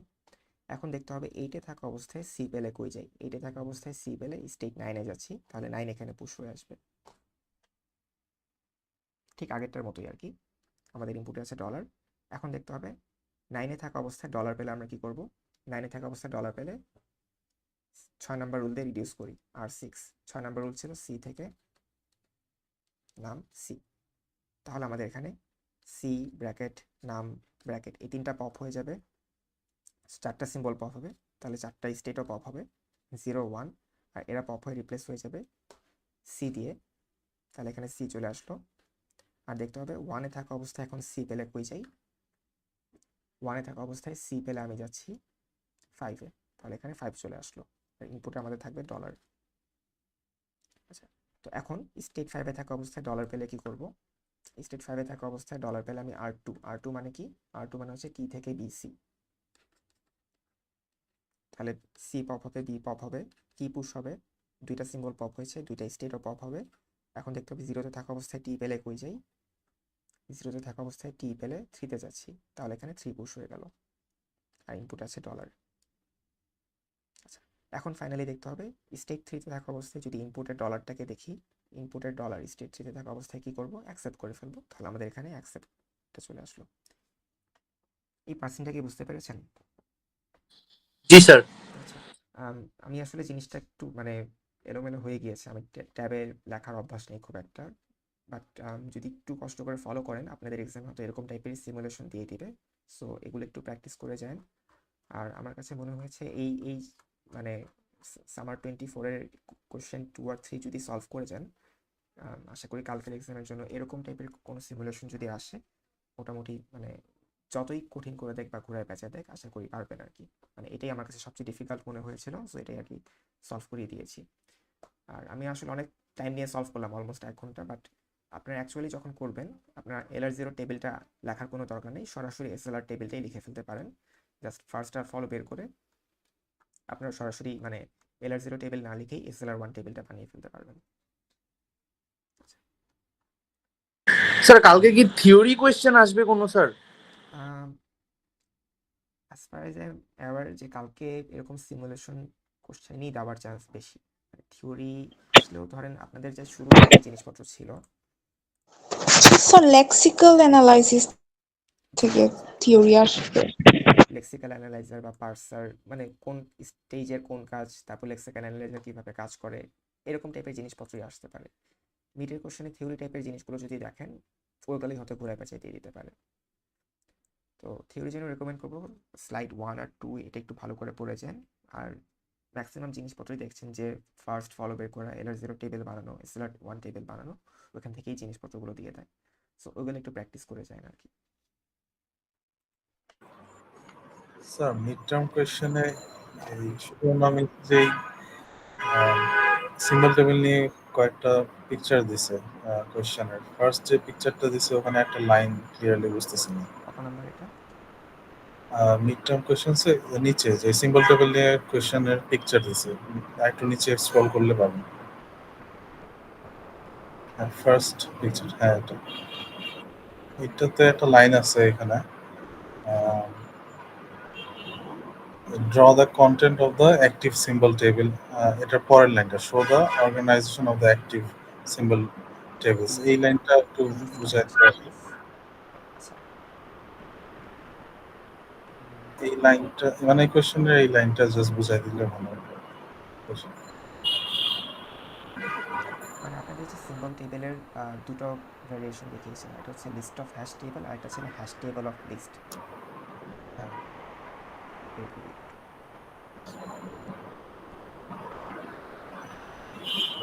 আপনাদের কি টাইম আছে? তাহলে ওটাও সলভ করে দিতে পারি। জি স্যার টাইম আছে স্যার, একটু দেন স্যার, ভালো হয় তাহলে স্যার। ওটাও দেখা দিচ্ছি। আর যাদের ব্যস্ততা আছে তারা চাইলে লিখ নিয়ে নিতে পারেন, আমি সেশনটা রেকর্ড করে রাখছি, সো রেকর্ডিং দেখে নিতে পারেন। মানে স্যার আমরা আছি স্যার, আপনি দেন sir. Thank you. List of hash table আর একটা ছিল hash table of lists. So আপনাদের এই যে প্রথম যেটা লিস্ট অফ হ্যাশ টেবিল, ওই প্রসেসটা ফলো করে সিম্বল টেবিল রাখতে বলা হয়েছে। আর লিস্ট অফ হ্যাশ টেবিল যেটা বলেছিলাম প্রত্যেকটা লাইনের জন্য ডিফারেন্ট ডিফারেন্ট হবে। তো এখানে যে টেবিলটা দেখানো সেটা হচ্ছে এই লাল মার্ক করা এই লাইনটাতে থাকা অবস্থায়। তো আপনাদের কোশ্চেনে ওরকমই বলেছে যে রেজাল্ট ইকুয়ালস টু, কই গেল, এই লাইনে থাকা অবস্থায় সিম্বল টেবিলটা কীরকম সেটা একে দেখাতে বলা হয়েছে। স্যার এখানে টেবিল কয়টা, মানে টেবিলে কয়টা রো থাকবে ওইটা তো বলা নাই কোথাও। ওটা আসলে মানে এটা আপনারা অ্যাজিউম করে নেন, এত মানে হার্ড অ্যান্ড ফাস্ট কোনো নিয়ম নেই এটা। এই লেখাটা যাচ্ছে না কেন জানি বুঝতেছি না।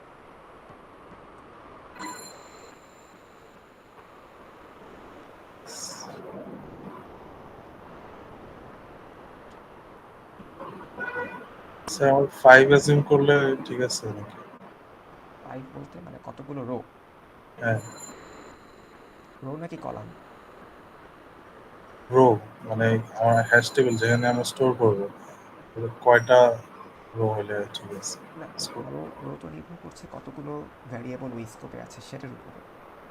আচ্ছা এটা, রো আচ্ছা কখনোই ফিক্স ফিক্স করে না দিলে তখন মানে যে কয়টা লাগে। না, রো তো কখনোই ফিক্স করে দিবে না। মানে রো তো আপনার যে কয়টা ভ্যারিয়েবল আছে সেই কয়টা রো আপনার ইউজ করতে হবে, রো তো এটা ফিক্স করে বলে দিবে না।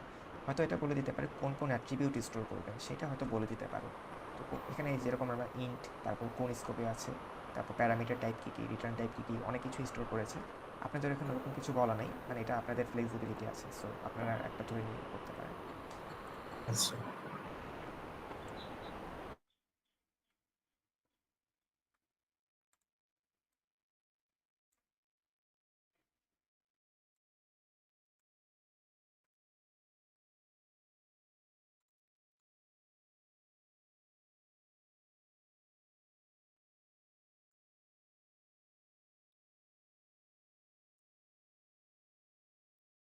এটা বেশ বড় একটা কোশ্চেন আসলে, এটা সলভ করতে গেলে তো অবস্থা খারাপ হয়ে যাবে। আচ্ছা যাই হোক,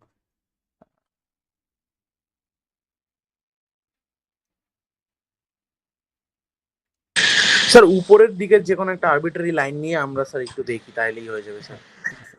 তাহলে আমরা এখন এটা হচ্ছে গ্লোবাল স্কোপ, যেহেতু এই অংশগুলো সব 0 নাম্বার স্কোপে আছে, তাহলে এটার জন্য আমরা যেটা করব, আমাদের কারেন্ট স্কোপ ভেরিয়েবলটা ধরেন 0। তাহলে স্কোপ 0-তে থাকা অবস্থায় যখন এ দেখলাম, আমাদের এখানে এ পুশ হলো, এটা কত নাম্বার স্কোপে আছে? 0 নাম্বার স্কোপে। এর ডেটা টাইপ কি? ফ্লোট। এটা এখানে রাখলাম। এরপর বি দেখলাম, বিও 0 নাম্বার স্কোপে আছে, সেটাও কি? ফ্লোট। এরপর দেখলাম টেবিল, So, একটু বড় করে দেখো নাহলে আসলে so জায়গা হচ্ছে না। first scope না 1 হয়, এটা এখানে কি বলা আছে কোশ্চেন এরকম কিছু? এরকম বলা নাই, বাট দেখলাম অন্যান্য জায়গাতে 1 দিয়ে শুরু করে। এটা ইচ্ছা আর কি, আমি 0 দিয়ে করে অভ্যস্ত, so আমি 0 দিয়ে ও, করতেছি। আচ্ছা আচ্ছা ঠিক আছে। মানে এটা নিয়ে অত মানে চিন্তিত হওয়ার কোনো কারণ নেই, এখানে তো কোশ্চেন এরকম কিছু বলা নাই। তো হ্যাঁ বলো।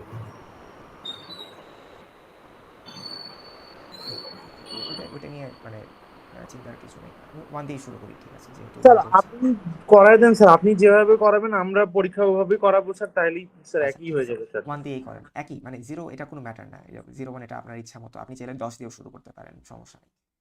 তো যখন 1 নাম্বার স্কোপে আছি, প্রথমে এ দেখলাম, তাহলে আমাদের সিম্বল টেবিলে এ, এটা কত নাম্বার স্কোপে আছে? 1 নাম্বার স্কোপে। এটা ডেটা টাইপ কি? ফ্লোট। এটা এখানে আসলো। এরপর বি দেখলাম, বি এখানে আসলো, এটাও 1 নাম্বার স্কোপে আছে, এইটা ডেটা টাইপও ফ্লোট। এরপর দেখলাম টেবিল, এটাও 1 নাম্বার স্কোপে আছে, এটা ডেটা টাইপ হচ্ছে 2D অ্যারে, ইন্ট। তো আমি যেটা করছি, এখানে নেম রাখছি, এখানে স্কোপ, আর এখানে হচ্ছে টাইপ। এই 3টা জিনিস স্টোর করে রাখছি, আপনারা চাইলে আরও অনেক অনেক এক্সট্রা জিনিসপত্র রাখতে পারেন, ওইটা আপনাদের উপর ডিপেন্ডেন্ট। সো মানে এটা আপনাদের ফ্লেক্সিবিলিটি আছে, বাট মেইন যেই জিনিসটা রাখতেই হবে, নেম আর স্কোপ, এই দুটো অবশ্যই থাকতে হবে, এই দুটো না থাকলে আসলে সিম্বল টেবিলই বানাতে পারবেন না। সো নেম আর স্কোপ যাতে অবশ্যই থাকে। তাহলে আমরা স্কোপ 1-এ ছিলাম, তো আমাদের কারেন্ট হ্যাশ টেবিল ছিল এইটা, আমাদের নেম এগুলো হচ্ছে সব কি, আর স্কোপ টাইপ এগুলো হচ্ছে সব ভ্যালু। তো যে কোনো একটা কি ধরে যদি সার্চ করি, আমরা তাদের স্কোপ আর টাইপ পেয়ে যাব। তো আমাদের কারেন্ট হ্যাশ টেবিল ছিল এইটা, যখন আমরা স্কোপ 1-এ ছিলাম, গ্লোবাল স্কোপে ছিলাম। এরপর আমরা এই লাইনটাতে আসি, মেইন দেখলাম, মেইন এটাও কি গ্লোবাল স্কোপ না?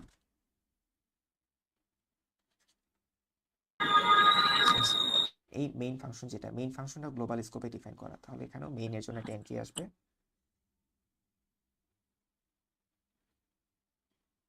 এটাও গ্লোবাল স্কোপে, আর এখানে দিলাম ফাংশন, মানে টাইপের জায়গায় জাস্ট এফএন দিয়ে বোঝালাম এটা একটা ফাংশন, এটা কোনো নর্মাল ভ্যারিয়েবল না। আচ্ছা, তারপর মেইনের মধ্যে প্যারামিটারগুলো যখন দেখছি, প্যারামিটারগুলো কিন্তু আর গ্লোবাল স্কোপের পার্ট না, এটা ফাংশনে লোকাল স্কোপ হয়ে গিয়েছে। তাহলে আমাদের কারেন্ট সিম্বল টেবিল এটা ছিল, আমরা যেটা করব, স্কোপটাকে এখন 2 বাড়িয়ে দিব, নতুন একটা স্কোপ সিম্বল টেবিল বানাবো, আর কারেন্ট এটাতে পয়েন্ট করে থাকবে, আর এটা নেক্সট থাকবে এর প্যারেন্ট চেক। তাহলে এখানে আমরা কি দেখছি? আর্ক সি আর আর্ক ভি, তাহলে এখানে আমাদের ওই আর্ক সি আর আর্ক ভিকে নিয়ে আসতে হবে। আর্ক সি কত নাম্বার স্কোপে এখন? স্কোপ 2, তাহলে এটা 2 নাম্বার স্কোপে, আর এটা টাইপ হচ্ছে ইন্ট। একইভাবে আর্ক ভি, এটা 2 নাম্বার স্কোপে, এটা টাইপ হচ্ছে ক্যারেক্টার পয়েন্টার।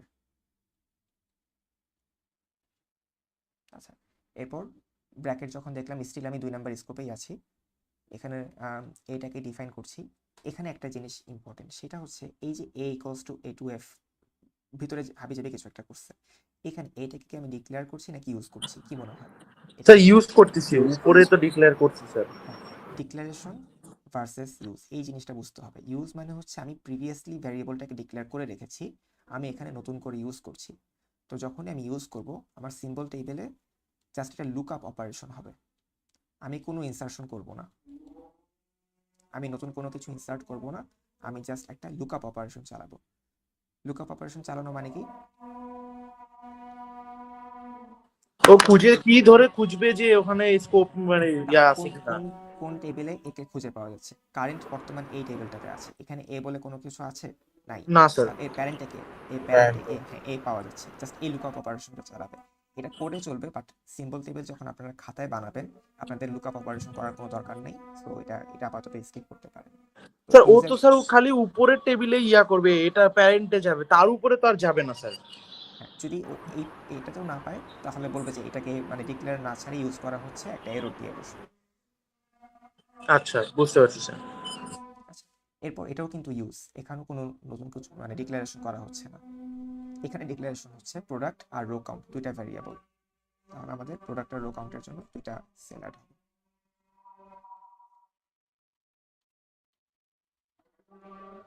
আমি আরসি লিখলাম, রো কাউন্ট পুরাটা লিখছি না, লেখার জায়গা যেহেতু নাই, এটা 2 নাম্বার স্কোপে, আর এটার টাইপও আমি টাইপ আর লিখছি না, মানে বুঝে নিতে পারছি ফ্লোটার ইন্ট হবে। আচ্ছা, এরপর এটা ইন্টারেস্টিং, যখন ফর ব্র্যাকেট দেখা শুরু করলো, এই ব্র্যাকেটে আই, এইটা কোন স্কোপের অংশ, এটা কি মেইন ফাংশনের স্কোপ নাকি ফর বডির স্কোপ? ফর বডি স্যার, আরেকটা স্কোপে যাবে এটা স্যার। আরেকটা স্কোপ, এখন স্কোপ এখন 2 থেকে 3 হয়ে যাবে, আর কারেন্ট আগে এখানে পয়েন্ট করেছিল, কারেন্ট এখন আর এখানে পয়েন্ট করবে না, নতুন একটা সিম্পল টেবিল হ্যাশ টেবিল তৈরি হবে, কারেন্ট এখানে পয়েন্ট করে থাকবে, এই হ্যাশ টেবিলে প্যারেন্ট হবে তার ইমিডিয়েট আগে যেটা ছিল সেটা, এইখানে আই এর জন্য একটা এন্ট্রি আসবে, এটা 3 নাম্বার স্কোপে, আর এটা টাইপ হচ্ছে ইন্ট, তারপর I less than row count, এখানেও ইউজ হচ্ছে আই প্লাস প্লাস, এখানেও ইউজ হচ্ছে, আবার এখনো কিন্তু 3 নাম্বার স্কোপে, ব্র্যাকেটটাকে যখন দেখছি আমার স্কোপ কি চেঞ্জ হচ্ছে, ফর স্কোপের মধ্যেই আছি না, ফরের স্কোপের ভিতরেই তো আছি, জি স্যার। তো এই ফরের ভিতরে যত কিছু আছে সব কিছু এখনো 3 নাম্বার স্কোপেই আছে। তো এখানে আমি কি করছি, সাম, কল কাউন্ট, মাল্টিপ্লায়ার, 3টা ভ্যারিয়েবল ডিক্লেয়ার করছি, তাহলে 3টাই এখানে চলে আসবে। সাম, আমি সিসি লিখলাম কল কাউন্টের বদলে, আর মাল্টিপ্লায়ারের বদলে জাস্ট এন লিখলাম, জায়গা যেহেতু নেই, সবগুলোই 3, আর সবগুলো ডেটা টাইপ এখানে দিয়ে দিব। এরপর একটা নেস্টেড ফর লুপ, তার মানে কি আমার স্কোপ বর্তমানে 3 ছিল, নতুন একটা স্কোপে যাচ্ছি, ফর লুপ মানে হচ্ছে নতুন একটা স্কোপে যাওয়া, তাহলে নতুন একটা স্কোপে গেলাম, কারেন্ট এখানে আর পয়েন্ট করবে না, নতুন একটা হ্যাশ টেবিল তৈরি হবে, কারেন্ট এখানে পয়েন্ট করবে, এই হ্যাশ টেবিলটা তার প্যারেন্টকে পয়েন্ট করবে, এই ফর লুপের মধ্যে যে নামে আমি আরেকটা ভ্যারিয়েবলকে ডিক্লেয়ার করছি, তাহলে স্কোপ নাম্বারটা আসবে, আর এটার ডেটা টাইপ ইন্ট চলে আসলো। তাহলে আমি যখন এই লাইনটাকে প্রসেস শেষ করে ফেললাম, for int j equals to 0, j less than 5, j plus plus, আমাদের হ্যাশ সিম্বল টেবিলটা দেখতে এই অবস্থায় আছে।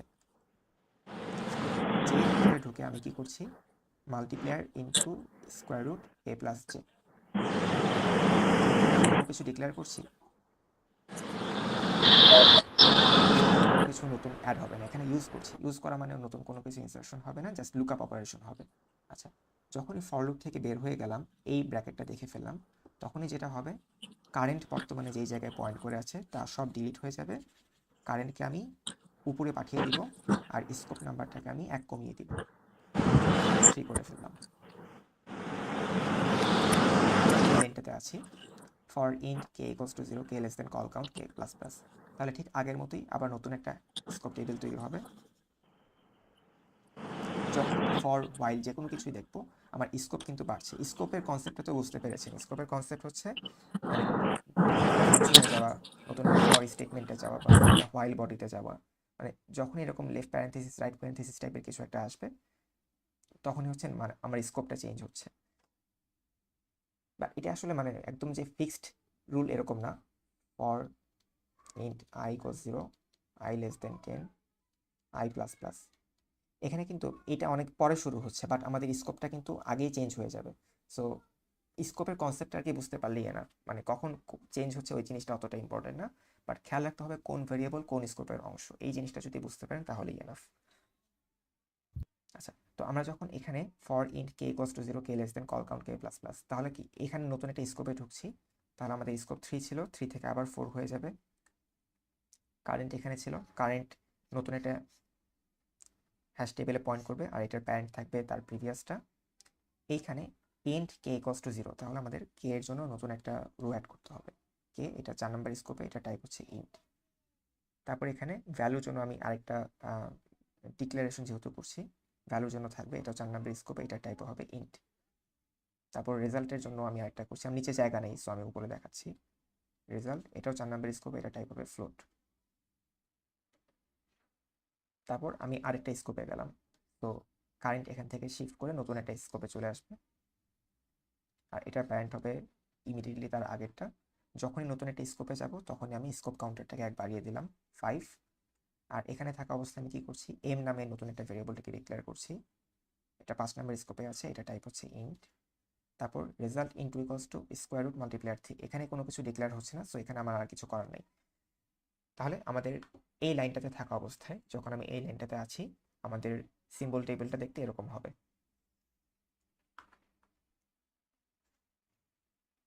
এই জিনিসটাই জাস্ট এক্সাম খাতায় আঁকতে হবে। এটা তো বুঝতে পেরেছেন নাকি? জি স্যার, বুঝতে পারছি স্যার। স্যার ইফটা যখন আসবে তখন কি ইফটা নতুন সিম্বল টেবিল ক্রিয়েট করবে নাকি 4 এর মানে 5 নাম্বার স্কোপ টেবিলে ওটার কাজ চলবে? সরি, আরেকবার বলেন। স্যার, পরের লাইনটাতে যদি যাই তখন কি নতুন একটা মানে ইফ এর গ্রেটার দ্যান সি এটা নতুন এই সিম্বল জায়গাটা, হ্যাঁ, ক্রিয়েট এটা করবে নাকি? Important. K greater than C, ইফের মধ্যে যখন আমরা একটা কন্ডিশন দিই, এই ভ্যারিয়েবলগুলা, এটা কি ইফের নতুন স্কোপের অংশ নাকি তার মানে নেস্টিং স্কোপের অংশ? নেস্টেড স্কোপের অংশ স্যার। নেস্টেড স্কোপের অংশ। সো এই ক্ষেত্রে এটার জন্য আমাদের নতুন কোনো সিম্বল টেবিল তৈরি করতে হবে না, আমাদের নতুন সিম্বল টেবিল তৈরি হবে ভিতরের অংশগুলোর জন্য। সরি, সিম্বল টেবিল না তো, হ্যাশ টেবিল আর কি। মানে জিনিসগুলো একটু কি বলবো, মানে স্কোপ কাউন্টারটাকে কখন বাড়াতে হবে, এটা মানে স্কোপের কনসেপ্টটা যদি বুঝে থাকেন, কাউন্টারটাকে কখন ইনক্রিমেন্ট বা ডিক্রিমেন্ট করতে হবে সেটা মানে ইজিলি ধরতে পারবেন। মানে এটা কোনো হার্ড অ্যান্ড ফাস্ট রুল নেই যে আমি ব্র্যাকেট দেখলেই স্কোপ কাউন্টারকে 1 বাড়াবো, ক্লোজিং ব্র্যাকেট দেখলেই 1 কমাবো, ব্যাপারটা এরকম না। আপনাকে বুঝে নিতে হবে কখন একটা স্কোপ নতুন শুরু হচ্ছে তখন আমি স্কোপ কাউন্টারকে 1 বাড়াবো, কখন একটা স্কোপ শেষ হচ্ছে তখন আমি স্কোপ কাউন্টারকে 1 কমাবো। ফরের ক্ষেত্রে আমি যখন এই স্টার্টিং ব্র্যাকেটটা দেখলাম, এটা মানে নতুন একটা স্কোপ শুরু হওয়া, তখন আমি স্কোপ কাউন্টারকে 1 বাড়িয়েছি। বাট ইফের ক্ষেত্রে আমি যদি ভিতরে একটা কন্ডিশন দিই, এইটা কিন্তু নতুন স্কোপে যাচ্ছে না, এটা একটা ইফ কন্ডিশনের পার্ট, তার নেস্টেড স্কোপের অংশ। সো এখানে আমি স্কোপ কাউন্টারকে বাড়াবো না, এখানে তো কিছু ডিক্লেয়ার হচ্ছে না যে এখানে ডিক্লেয়ারও হচ্ছে না। আমি যদি ভিতরে যে নতুন কিছু ডিক্লেয়ার করি তখন আমি স্কোপ কাউন্টারকে 1 বাড়াবো। তাহলে স্যার এই যে int c equals to 0 যেটা এটা কি হ্যাঁ, 6 মানে 6 স্কোপ টেবিলে বসবে তাই তো? ওইটা 6 স্কোপ টেবিলে বসবে। তাহলে নতুন একটা স্কোপ টেবিল তৈরি হবে, এখানে সি হাবিজাবি জিনিসপত্র থাকবে, স্কোপ নাম্বারটা থাকবে, কারেন্ট এখানে থাকবে। Thank you. আচ্ছা স্যার যখন স্যার এই স্কোপটা থেকে বের হয়ে যাচ্ছে, সাপোজ স্যার 6 থেকে স্যার বের হয়ে এখন হচ্ছে হতে হতে স্যার 3 তে গেল, তো স্যার আমার যে নিচের যে টেবিল গুলো করলাম তখন আর কি আমি এগুলোকে কেটে দিব, মানে কি করব? জাস্ট মুছে ফেলবেন পেন্সিল দিয়ে করার সময়, মানে এটা রেকমেন্ড হচ্ছে পেন্সিল দিয়ে করা, কলম দিয়ে করলে তো এরকম কাটা মোছা করা যাবে না। সো পেন্সিল জি দিয়ে স্যার, করবেন, যখনই একটা স্কোপ থেকে বের হয়ে যাবে ওই স্কোপটাকে ডিলিট করে দেবেন। ঠিক আছে। আচ্ছা স্যার, যখন এক্সাম হলে আমি একটু শর্টকাটের জন্য আজ করতেছি যে যে লাইনটা যে রেজাল্ট ইকুয়াল টু স্কোয়ার রুটের যে লাইনটা ওটা আনতে বলছে, ওই লাইনে আসার সময় আমি যদি অবজার্ভ করে দেখি যে আগের যে আলাদা ফোর লুপটা ছিল যেটা মানে নেস্টেড না, জাস্ট আলাদা একটা ফোর লুপ ছিল, ওইটা ক্লোজ হয়ে যাবে। সো ওইটা না এঁকে আমি ডিরেক্টলি পরেরটা দিয়ে শুরু করতে পারবো না? হ্যাঁ, পরটা দিয়ে শুরু করতে পারেন। হ্যাঁ, করতে পারেন, আশা করি এটা নিয়ে সমস্যা হবে না। মানে এই আচ্ছা, ফর লুপ যদি আগেই ক্লোজ হয়ে যায় তো এটাকে প্রসেস করার কোনো দরকার নেই ফার্স্ট। এটা না স্যার, হচ্ছে স্যার উপরের ফার্স্ট যেই ফর লুপটা, তো আচ্ছা, ওইটার এটা তো কানেক্টেড না, সো ওইটা যদি আমি নাই বানাই তাহলে তো প্রবলেম নেই। হ্যাঁ, বুঝতে পেরেছি। বাট এটা একটু রিস্কি হয়ে যায়, যে ভুল হয়ে যেতে পারে হঠাৎ করে। মানে যদি আপনি ওরকম কনফিডেন্ট করতে পারেন কোনো অসুবিধা নেই, বাট রেকমেন্ডেড অ্যাপ্রোচ হচ্ছে জাস্ট ধরে ধরে আগাবেন। যখনই স্কোপ নতুন তৈরি হবে নতুন একটা হ্যাশ টেবিল অ্যাড করবেন, স্কোপ বের হয়ে গেলে ওটাকে পেন্সিল দিয়ে লেখা থাকলে মুছে দিবেন। মানে এভাবে করলে জিনিসটা একটু সেফ হয় আর কি, যাতে ভুল টুল না হয়। আচ্ছা স্যার। বাট আপনি যদি কনফিডেন্ট থাকেন, হ্যাঁ আমি মানে দেখে বুঝতে পারতেছি শিওর এটা আসবে না, তাহলে আপনি চাইলে ভাবে করতে পারেন, কোনো সমস্যা নেই।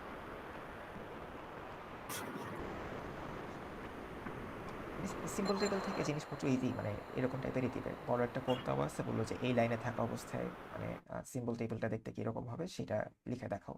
আর কোন কোন অ্যাট্রিবিউট স্টোর করতে হবে it's completely up to you, যদি কোশ্চেনে আলাদা করে বলে না দেয়। বাট যেই দুটো অবশ্যই লাগবে সেটা হচ্ছে নেম, ভ্যারিয়েবলের নেম, আর এটা কত নাম্বার স্কোপে আছে, এই দুইটা কলাম অবশ্যই থাকা লাগবে। এই দুটো না থাকলে কিন্তু নাম্বার পাওয়া নিয়ে সমস্যা হতে পারে। সো নেম আর স্কোপ থাকতেই হবে। ডেটা টাইপটাও রাখা অনেকটা ম্যান্ডেটরি, বাট কোশ্চেনে যদি কিছু বলা না থাকে আর আপনার হাতে যদি একদমই টাইম না থাকে, কোনো রকম শেষ করতে যাচ্ছেন, তাহলে চাইলে আপনি টাইপ কলামটাকে বাদ দিয়েও করতে পারেন, বাট টাইপটাকেও কিন্তু রাখেন আর কি, যদি টাইম থাকে হাতে। আচ্ছা, আর কারো কোনো কোশ্চেন না থাকলে আমি আজকের সেশনটা এন্ড করে দিতে পারি। আর কালকের এক্সামের জন্য আমি যেটা মানে সবচেয়ে বেশি রেকমেন্ড করব, শুরুতে যে সিমুলেশনটা দেখালাম এইটা আপনারা নিজেরা একটু করেন। আমি তো 1 ঘন্টা সময় নিয়ে আস্তে আস্তে করে করে বুঝাই করছি, বাট মানে আমি যখন রাফ করছিলাম বাসায়, আমার করতে এটা মনে হয় কত 25 মিনিটের বেশি লাগেনি, 25 মিনিটেই করে ফেলতে পারছি পুরো জিনিসটা, মানে 2 আর 3 একসাথে আমি 25 মিনিটে করে ফেলতে পারছিলাম। সো এটা একটু প্র্যাকটিস করে করে আপনাদের টাইমটা যতটা সম্ভব কমাই নিয়ে আসতে হবে, নাহলে দেখা যাবে 2-3 শেষ করতে করতে আপনাদের এক্সামের টাইম শেষ হয়ে গেছে। তো এইগুলো একটু প্র্যাকটিস করে যান।